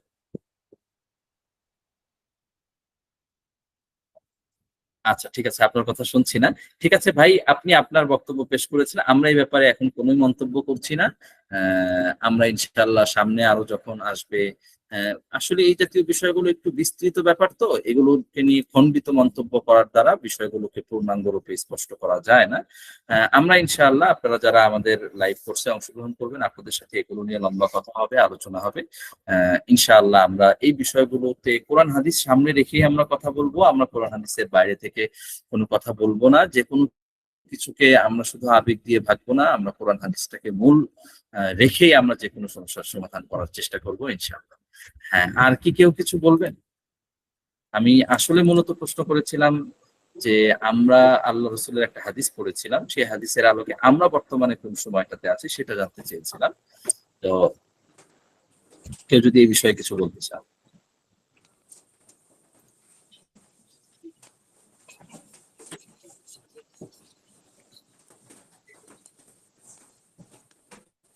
আচ্ছা, আর কি কেউ কিছু বলবেন? আচ্ছা, স্যার একটা প্রশ্ন ছিল। ফরহাদ ভাই, জি বলেন। ফরহাদ। জি, প্রশ্ন আসসালামু হচ্ছে আলাইকুম মানে রহমতুল্লাহ। গণতান্ত্রিক যেখানে রাষ্ট্র পরিচালিত হয় ওইখানে কি খেলাফত প্রতিষ্ঠা করা যাবে? মানে যে সমস্ত দলগুলো গণতন্ত্রের উপর ভিত্তি করে দেশ পরিচালনা করতে চাচ্ছে, ইসলামিক দল হোক অথবা ইসলামী ইয়া আছে, কিন্তু ইসলামিক দল হলেও কিন্তু ইসলামিক ইয়া না, প্রতিষ্ঠিত ইয়া না। ওরা যদি খেলাফত প্রতিষ্ঠাও করতে চায় আবার গণতন্ত্রকে যদি সাপোর্ট করে, তাহলে দুটোটা কি একসাথে সম্ভব? হ্যাঁ, এই প্রশ্নগুলোই আসলে একটু ব্যাখ্যা সাপেক্ষ উত্তর। যে এখানে তারা সাপোর্ট করা বলতে কি বোঝাবে, সেইখানের কোন ধরনের সাপোর্ট করার কি হুকুম, গণতন্ত্র বলতে কি বোঝাবে, গণতন্ত্রের কোন জিনিসটার কি হুকুম, মানে এগুলো কিন্তু একটু বিস্তারিত আলোচনার ব্যাপার। এগুলোকে আসলে এক বাক্যে উত্তর দিয়ে দিলেই উত্তরগুলো স্পষ্ট হবে না এবং উত্তরগুলো সঠিক হবে না। এবং সেই উত্তর থেকে আমি আপনাকে যা বোঝাতে চাইবো সেই জিনিসটা আমি এই 2 মিনিট 5 মিনিটের উত্তরে বোঝাতে পারবো না। এজন্যই আমরা এই বিষয়গুলো নিয়ে আমরা আলোচনা করব, তবে একটু লম্বা সময় নিয়ে। যে ক্লাসগুলোতে যখন এই বিষয়গুলোই আলোচনার মুখ্য ব্যাপার থাকবে, তখন আমরা এগুলো নিয়ে আলোচনা করবো, এবং হয়তো আধা ঘন্টা আলোচনা করবো, হয়তো 1 ঘন্টা আলোচনা করবো, হয়তো 2 দিন আলোচনা করবো। তারপরে গিয়ে এই বিষয়গুলোতে আমরা তখন এই সংশ্লিষ্ট প্রশ্নের উত্তরগুলো দিতে গেলে তখন আসলে কথাগুলো ক্লিয়ার হবে, কথাগুলো স্পষ্ট হবে। এখন যদি আমরা আংশিক কথাবার্তা বলি তাহলে পূর্ণভাবে ঠিক আছে, সকলকে শুকরিয়া। আমরা একটু সামনে যাচ্ছি। সকলে একটু মাইক্রোফোন গুলোকে মিউট রাখি। আমি আপনাদেরকে একটা প্রশ্ন দিয়েছিলাম, অনেকেই প্রশ্নের উত্তর দিয়েছেন, আমি একটু আপনাদের উত্তরগুলো পড়ছি। মোহাম্মদুল্লাহ কাউসার ভাই লিখেছেন, আমি প্রশ্ন ছিল ইসলামী রাষ্ট্র ব্যবস্থা, এখনো যারা উত্তর দেন নাই আপনারা উত্তর দিতে পারেন। দেখেন চ্যাট বক্সে একটা গুগল ফর্ম দেওয়া আছে, সেখানে একটা প্রশ্ন আছে, প্রশ্নটার উত্তর দিতে পারেন। দেখেন যে এখানে প্রশ্নটা ছিল ইসলামী রাষ্ট্র ব্যবস্থার শ্রেষ্ঠত্বের একটা দিক। তো মোহাম্মদুল্লাহ কাউসার ভাই লিখেছেন, আল্লাহর দিন পরিপূর্ণভাবে কায়েম হবে। খুবই গুরুত্বপূর্ণ একটা কথা লিখেছেন। ইসলামী রাষ্ট্র ব্যবস্থার শ্রেষ্ঠত্বের এটা খুবই গুরুত্বপূর্ণ একটা দিক, যে ইসলামী রাষ্ট্র ব্যবস্থা যদি প্রতিষ্ঠিত থাকে তাহলে আল্লাহ তাআলার দিন পৃথিবীতে পরিপূর্ণভাবে কায়েম হবে। সাজ্জাদ হুসাইন ভাই লিখেছেন, ন্যায় বিচার এবং সবার সম্মানজনক ন্যায্য অধিকার প্রতিষ্ঠিত হবে। খুবই ভালো কথা লিখেছেন। রুহুল আমিন ভাই লিখেছেন, ন্যায় ও ইনসাফ প্রতিষ্ঠা হবে, ন্যায় বিচার প্রতিষ্ঠা হবে। শাহাদত হুসাইন লিখেছেন, ইসলামী সংস্কৃতির বিস্তার করা সকল স্তরে। ভালো। মোহাম্মদ মারুফ, ইসলামী সংস্কৃতি মানে আল্লাহ রসুলের সুন্নাহ। তো মোহাম্মদ মারুফ, আল্লাহর দেয়া বিধান অনুযায়ী রাষ্ট্র পরিচালিত হবে। মোহাম্মদ নূরে আলম সিদ্দিক লিখেছেন, সকল প্রাণী ন্যায় বিচার। ভালো লিখেছেন। আরিফুর রহমান, মানুষের অধিকার প্রতিষ্ঠা হবে। এরপরে হাদিউল ইসলাম, মানুষ ন্যায্য অধিকার ফিরে পাবে। আব্দুল মুমিন লিখেছেন, ন্যায় বিচার ও নিরাপত্তা। নিরাপত্তা। এরপর লিখেছেন তানভীরুল ইসলাম, ইসলামী রাষ্ট্র ব্যবস্থার শ্রেষ্ঠত্বের একটি দিক হলো সামাজিক ন্যায় বিচার প্রতিষ্ঠা। ইসলামের সব মানুষ সমান, ধনী গরিব শাসক প্রজা সকলের জন্য আইন সমান। ইসলামী রাষ্ট্রে অর্থনৈতিক বৈষম্য কমাতে, গরিবদের সাহায্য করতে এবং সমাজে সাম্যতা বজায় রাখতে বিভিন্ন ব্যবস্থা গ্রহণ করা হয়। ভালো লিখেছেন। সাইফুল ইসলাম ভাই লিখেছেন সবাই সমান অধিকার ন্যায় বিচার পাবে। সাদিয়া আক্তার আপনি লিখেছেন ন্যায় বিচার হবে। ঠিক আছে, মাশাআল্লাহ, খুবই চমৎকার ভাবে আপনারা প্রশ্নগুলোর উত্তর দিয়েছেন। ভালো, আপনাদেরকে শুকরিয়া। আচ্ছা, চলুন আমরা একেবারেই ক্লাসের শেষ দিকে এসে গেছি। আমরা পরের পয়েন্টগুলো খুব সংক্ষেপে আলোচনা করে আমরা আর 5 মিনিটের মধ্যে আমরা ক্লাসটা শেষ করার চেষ্টা করবো ইনশাআল্লাহ। আর আপনাদেরকে আগে ঘোষণা দেওয়া ছিল আমাদের ক্লাসের শেষে একটা কুইজ থাকবে, সেই কুইজটা গুগল ফর্ম আকারেই থাকবে। এইটা যারাই উত্তর দিবেন তাদের সঠিক উত্তর সবার আগে সঠিক উত্তর যিনি দিতে পারবেন তার জন্য আজকে আমাদের পক্ষ থেকে, আসসালাম একাডেমির পক্ষ থেকে সামান্য একটা উপহার থাকবে, সেটা হলো 100 টাকা মূল্য। 100 টাকা আপনাকে পাঠানো হবে ইনশাআল্লাহ। তো আমরা একটু পরেই আলোচনাটা শেষ হলে আমরা সেই কুইজটা দিব। আমরা এখন পরবর্তী স্লাইড গুলো সংক্ষেপে আলোচনা করছি। এগুলো নিয়ে অনেক বিস্তারিত আলোচনা ছিল, যেহেতু সময় কম আমি এটা নিয়ে আর বিস্তারিত আলোচনা করছি না। তো দেখেন 4 নম্বর, রাজনৈতিক কর্মপন্থা নির্ধারণ। আমরা যে রাজনৈতিক ভাবে আমাদের আসলে কি করা উচিত, আপনাদের অনেকগুলো প্রশ্ন এই সংশ্লিষ্ট, এগুলো নিয়ে বিস্তারিত আলোচনা করবো ইনশাআল্লাহ। তো রাজনৈতিক কর্মপন্থা নির্ধারণ, এটার বিষয়ে আমাদের কি করা উচিত, কিভাবে আমরা রাজনৈতিক কর্মপন্থা নির্ধারণ করব। আমরা মুসলমান না, বর্তমান সময়ে বর্তমান প্রেক্ষাপটে আমরা কিভাবে কি করব, আমাদের কি করা উচিত, এই বিষয়গুলো কিন্তু আমরা জানতে পারবো। মানে এই বিষয়গুলো জানার জন্য আমাদের এই কোর্সটা করা দরকার। আমরা আলোচনা করছিলাম ধারাবাহিকভাবে যে আমাদের এই ইসলামী রাষ্ট্র ব্যবস্থা কোর্সটা করার প্রয়োজনীয়তা। এই প্রয়োজনীয়তার অনেকগুলো দিকের মধ্যে এটা একটা। রাজনৈতিক কর্মপন্থা নির্ধারণ করার উপায় আমরা জানতে পারবো। এরপর 5 নম্বর, পরিবর্তিত পরিস্থিতিতে করণীয় নির্ধারণ। এই যে আমরা এখন দেখছি যে বিশ্বটা একসময় ইসলামী খেলাফত ছিল, সেই ইসলামী খেলাফত দূর হয়ে গেছে, এখন নিত্য নতুন বিভিন্ন ধরনের প্রেক্ষাপট তৈরি হচ্ছে। সেই প্রেক্ষাপটে আমরা কি করব, সেটা আমরা কিভাবে নির্ধারণ করতে পারি, সেই জিনিসটাও একটা গুরুত্বপূর্ণ ব্যাপার। এরপর ইসলাম ও অন্যান্য রাষ্ট্র ব্যবস্থার তুলনামূলক বিশ্লেষণ ও ইসলামী ব্যবস্থার শ্রেষ্ঠত্ব নির্ণয়। তো ইসলাম এবং অন্যান্য রাষ্ট্র ব্যবস্থা যেগুলো আছে সেগুলোর মধ্যে তুলনামূলক বিশ্লেষণ করা, এটা আমাদেরকে জানতে হবে। আমরা মুসলমান, আমরা যদি আমাদের ইসলামী ব্যবস্থার শ্রেষ্ঠত্বের দিক না জানি, অন্যান্য রাষ্ট্র ব্যবস্থা, গণতন্ত্রের দুর্বলতার দিক যদি আপনি ভালোভাবে বলতে না পারেন, আপনি যদি সমাজতন্ত্রের দুর্বলতার দিক ভালো করে বলতে না পারেন, পুঁজিবাদ এবং অন্যান্য যে সকল মতবাদ আছে সেগুলোর দুর্বলতার দিক যদি না বলতে পারেন এবং ইসলামী রাষ্ট্র ব্যবস্থার শ্রেষ্ঠত্বের দিক যদি আপনি একেবারে গুনে গুনে সুন্দর করে বলতে না পারেন, তাহলে কিন্তু এটা আপনার একটা দুর্বলতা। তো এই বিষয়টা জানার জন্য আমাদেরকে এই ইসলামী রাষ্ট্র ব্যবস্থা কোর্সটা করতে হবে। এখানের মধ্যে এই বিষয়গুলো নিয়ে ইনশাআল্লাহ ধীরে ধীরে বিস্তারিত আলোচনা হবে ইনশাআল্লাহ। ইসলামী রাষ্ট্র ব্যবস্থার মৌলিক নীতিমালা সমূহ জানা। ইসলামী, ধরেন আজকে যদি বাংলাদেশে ইসলামী খেলাফত প্রতিষ্ঠা হতো, আমরা কি আসলে সেটাকে ধরে রাখতে পারতাম কিনা, আমরা কি আসলে পুরো রাষ্ট্র ব্যবস্থাটাকে ইসলামীকরণ করে সেটার মধ্যে একটা ইসলামী সম্পূর্ণ ব্যবস্থাটা প্রতিষ্ঠা করতে পারতাম কিনা, এটা কিন্তু একটা খুবই গুরুত্বপূর্ণ প্রশ্ন। আসলে আমরা কতটুকু পারতাম, তাই না? এই ব্যাপারে আমাদের অনেক রাষ্ট্রের যতগুলো কাঠামো আছে সবগুলো কাঠামোকে আমরা কতটুকু ইসলামাইজেশন করতে পারতাম, এটা খুবই গুরুত্বপূর্ণ একটা প্রশ্ন। আচ্ছা, এরপর দেখেন সমাজে ইনসাফ প্রতিষ্ঠার উপায় জানতে হবে আমাদেরকে। এটার জন্য আমাদের এই কোর্সটা, আপনারা ইনসাফ প্রতিষ্ঠা করার কথা লিখেছেন সবাই, কিন্তু কিভাবে ইনসাফ প্রতিষ্ঠা হবে, ইনসাফ প্রতিষ্ঠার ক্ষেত্র তো শুধু একটা না, অনেকগুলো ক্ষেত্র, তাই না? বাজার থেকে শুরু করে, বাজারের সিন্ডিকেট থেকে শুরু করে ঘর বাড়ি পরিবার স্কুল সমাজ ইউনিভার্সিটি, তারপর রাষ্ট্রের অফিস আদালত, প্রত্যেকটা অফিস আদালত, ভূমি অফিস, মন্ত্রণালয়, সচিবালয়, সকল অধিদপ্তর ইত্যাদি ইত্যাদি সকল ক্ষেত্রে কিভাবে ইসলামী রাষ্ট্রের সমাজ ইনসাফ প্রতিষ্ঠা করা যায় সেই বিষয়গুলো আমরা জানতে পারবো ইনশাআল্লাহ। এবং আল্লাহর জমিনে আল্লাহর হুকুম বাস্তবায়নের পদ্ধতি জানা, এটা খুবই গুরুত্বপূর্ণ একটা পয়েন্ট। আমরা এই বাংলাদেশে আমরা যদি ইসলামী খেলাফত প্রতিষ্ঠা করতে চাই, আমাদের কি কি করতে হবে, কি কি ধাপ আমাদেরকে পার হতে হবে, সেই বিষয়গুলো আমরা ইনশাআল্লাহ আমাদের এই কোর্সের মাধ্যমে জানতে পারবো ইনশাআল্লাহ। এরপর গণতন্ত্র, সমাজতন্ত্র এবং অন্যান্য মতবাদ সম্পর্কে জানা, এই জিনিসগুলো ইনশাআল্লাহ আমরা এই কোর্সের মাধ্যমে জানতে পারবো। তো আমরা তাহলে সংক্ষেপে আমরা এই জিনিসগুলো দিলাম। আমরা এখনই আমাদের কুইজের এটা দিচ্ছি। আমরা খুব কুইজের মধ্যে অল্প কয়েকটা প্রশ্ন থাকবে, প্রত্যেকটা প্রশ্নের জন্য 5 মার্ক করে আছে। সম্ভবত 8টা প্রশ্ন আছে কুইজে, খুবই সামান্য। তো এই প্রশ্নগুলো উত্তর দিতে হবে, সময়টা খুবই কম। আমরা 10 মিনিট সর্বোচ্চ, আমরা 10 মিনিট সময় আমরা এটার জন্য বরাদ্দ রাখবো ইনশাআল্লাহ। তো 10 মিনিটের মধ্যেই সাবমিট করতে হবে। তো এটা হলো বিষয়। আমরা এইখানের মধ্যে যারা আজকে বিজয়ী হবেন তাদের মধ্যে থেকে যে কোনো একজনকে আমরা পুরস্কার দিব ইনশাআল্লাহ। আমরা দেখছি এখানের মধ্যে 7টা প্রশ্ন আছে। তো 7টা প্রশ্নের মধ্যে যিনি সবার আগে সঠিক উত্তর দিতে পারবেন তিনি ইনশাআল্লাহ আজকের পুরস্কারটা পাবেন। জাস্ট 10 মিনিট সময়। আমরা ইনশাআল্লাহ আজকে না পারলেও কালকে আমরা পুরস্কার ঘোষণা করে তাকে পুরস্কারের অর্থটা আমরা তার কাছে পাঠিয়ে দিব ইনশাআল্লাহ। তার আগে আমি আবার একটু বলে নিচ্ছি যে আমাদের আজকের এই ক্লাস শেষ হওয়া পর্যন্ত বা আমরা হয়তো আরেকটু সময় ধরে দিই, যে ক্লাস শেষ হওয়া পর্যন্ত 11:30টা পর্যন্ত আপনারা যারা এই কোর্সটাতে অংশগ্রহণ করতে চান, আপনাদের জন্য সর্বোচ্চ ছাড় সেটা হলো 680 টাকা মাত্র।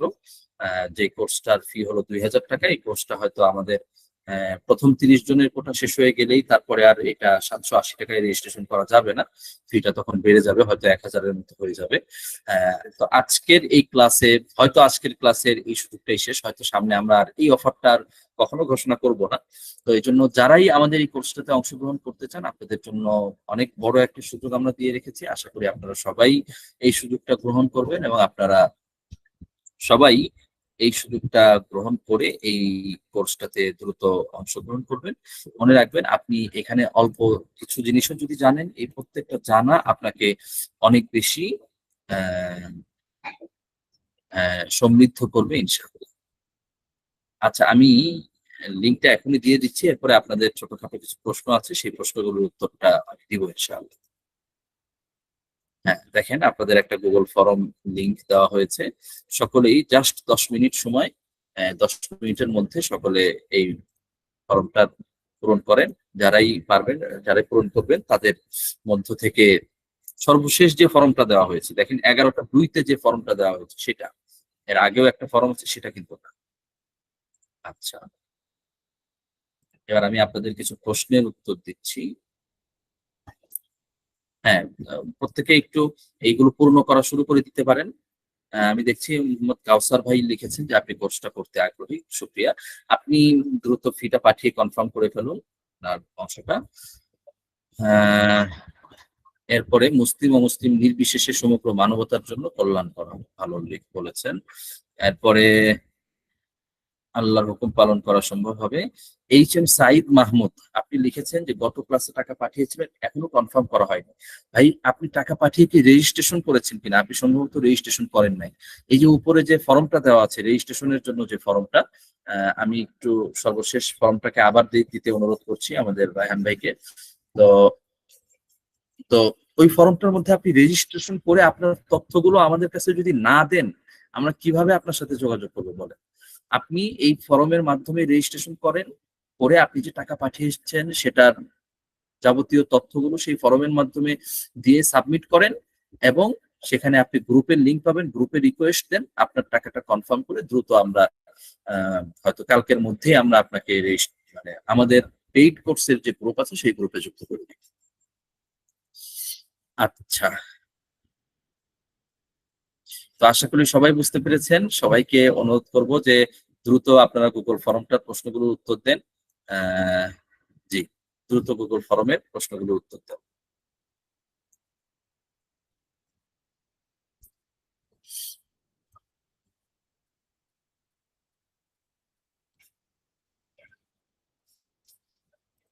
হ্যাঁ, কারো কোনো প্রশ্ন থাকলে বা কোনো কথা থাকলে এই ফাঁকে প্রশ্নের উত্তর দেওয়ার পাশাপাশি বলতে পারেন।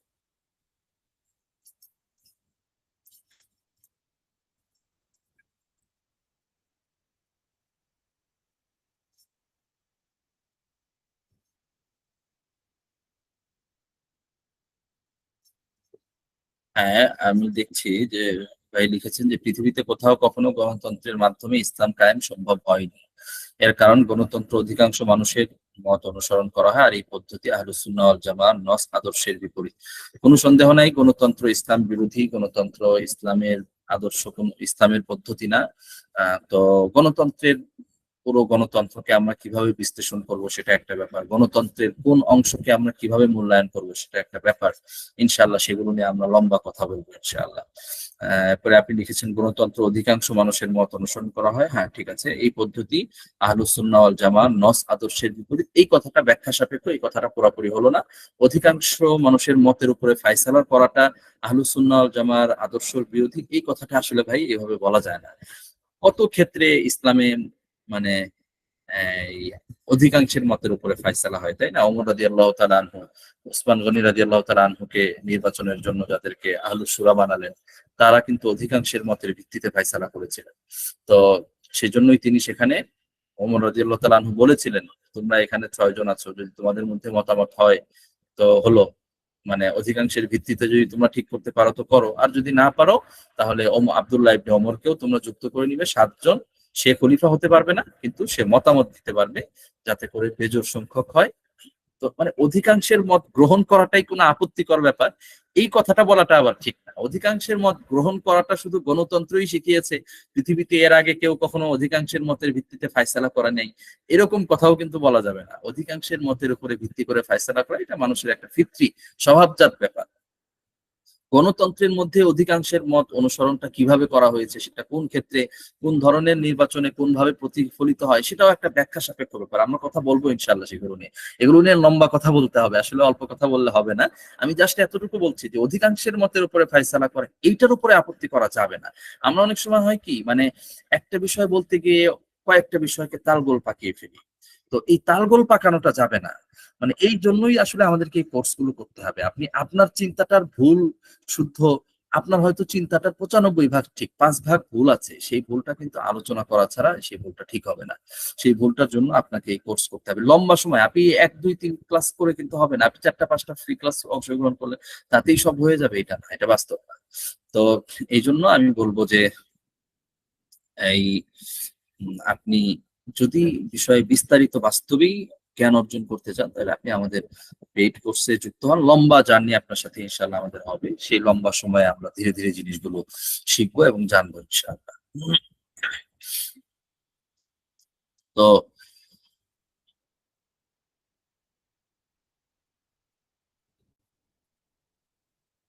জি,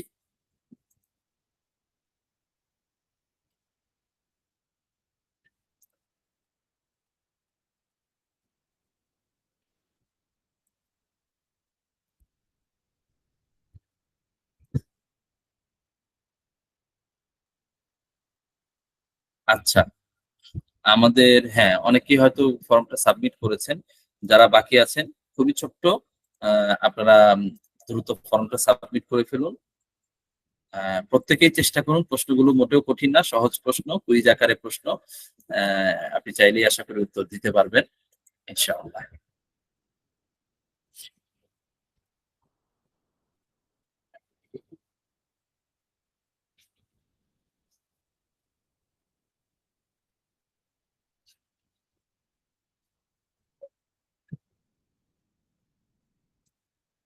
আচ্ছা, যাদের শেষ হয়েছে তারা একটু জানান যে আপনি প্রশ্নের উত্তর দিয়ে শেষ করেছেন, তারা একটু জানান।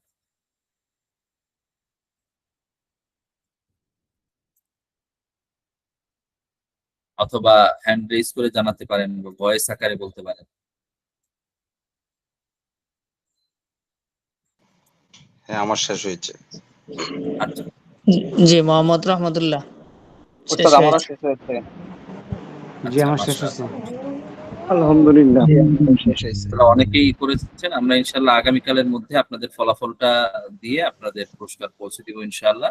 যারা শেষ করেননি তারা দ্রুত শেষ করুন ইনশাআল্লাহ। আমরা দেখছি ইতিমধ্যে অনেকেই উত্তর দিয়েছেন, মাশাআল্লাহ, অনেক শুকরিয়া। অনেকেই উত্তর ইতিমধ্যে সাবমিট করে ফেলেছে। 25 জন ইতিমধ্যেই ফর্ম সাবমিট করে ফেলেছেন। আশা করছি আরো অনেকেই ফর্ম সাবমিট করবেন, অনেকেই হয়তো করছেন, দেখছেন। আপনাদের কারো কোনো প্রশ্ন থাকলে এই ফাঁকে বলতে পারেন, এবং আমরা 2-3 মিনিটের মধ্যে ফর্মটাও শেষ হবে এবং আমরা আমাদের ক্লাসটাও আমরা শেষ করে দিব ইনশাআল্লাহ। শায়েক পুরস্কারের ব্যবস্থা আছে কিনা? জি, পুরস্কারের ব্যবস্থা আছে কিনা? পুরস্কারের ব্যবস্থা কি বলছেন? যে পুরস্কারের ব্যবস্থা আছে কিনা এই পরীক্ষার? না, আজকে পুরস্কার আছে তো, আমরা দিব, আজকে পুরস্কার দিব ইনশাআল্লাহ। তবে ঠিক আছে যেহেতু ভাই। নাম্বার দেখার ব্যাপার আছে, এই জন্য আমরা এটা কালকে দিব। কালকের মধ্যে আমরা আচ্ছা, যাচাই করে যিনি সবার আগে সবচেয়ে সঠিক উত্তর দিতে পেরেছেন, তিনি 100 টাকা গিফট পাবেন আমাদের পক্ষ থেকে। যদিও টাকার অঙ্কে দিতে একটু মানে অসুন্দর দেখা, আসলে যেহেতু সবাই দূরে, সহজে কোনো কিছু পৌঁছানো সম্ভব না। এই জন্য আমরা 100 টাকা আপনাকে হয় মোবাইল ব্যাংকিং এর মাধ্যমে অথবা ফ্লেক্স লোডের মাধ্যমে, যেভাবে আপনি নিতে চান আমরা দিয়ে দিব ইনশাআল্লাহ। যিনি বিজয়ী হবে তার সাথে আমরা যোগাযোগ করে পৌঁছে দেব। উস্তাদ 2 নাম্বার প্রশ্নটা একটু কেমন জানি ইয়া আচ্ছা আচ্ছা, ঠিক আছে, প্রশ্ন এক একটা এক একজনের কাছে এক এক রকম মনে হতেই পারে, ইনশাআল্লাহ সেগুলোতে আহ আমরা কিছু প্রশ্ন আমরা একটু চিন্তা ভাবনা করেই, যাতে করে এক একজন এক একভাবে ভাবে, সেই জায়গা থেকে আমরা প্রশ্ন নির্বাচন করেছি। স্যার একটা প্রশ্ন করব। জি বলেন। বলছি, গণতন্ত্রের মাধ্যমে কোনোভাবে কি ইসলামে পূর্ণ হুকুমত প্রতিষ্ঠা করা সম্ভব? উম, মানে ইসলামের পূর্ণ হুকুমত প্রতিষ্ঠা করা সম্ভব কি সম্ভব না, মানে হয়তো সম্ভব না এই দিকটাই প্রবল, কিন্তু আবার কেউ যদি যারা বলেন যে আংশিক বা মোটামুটি অনেক ক্ষেত্রে সম্ভব, তাদের কিছু যুক্তি আছে, সেইগুলো আমরা সামনে রাখলাম।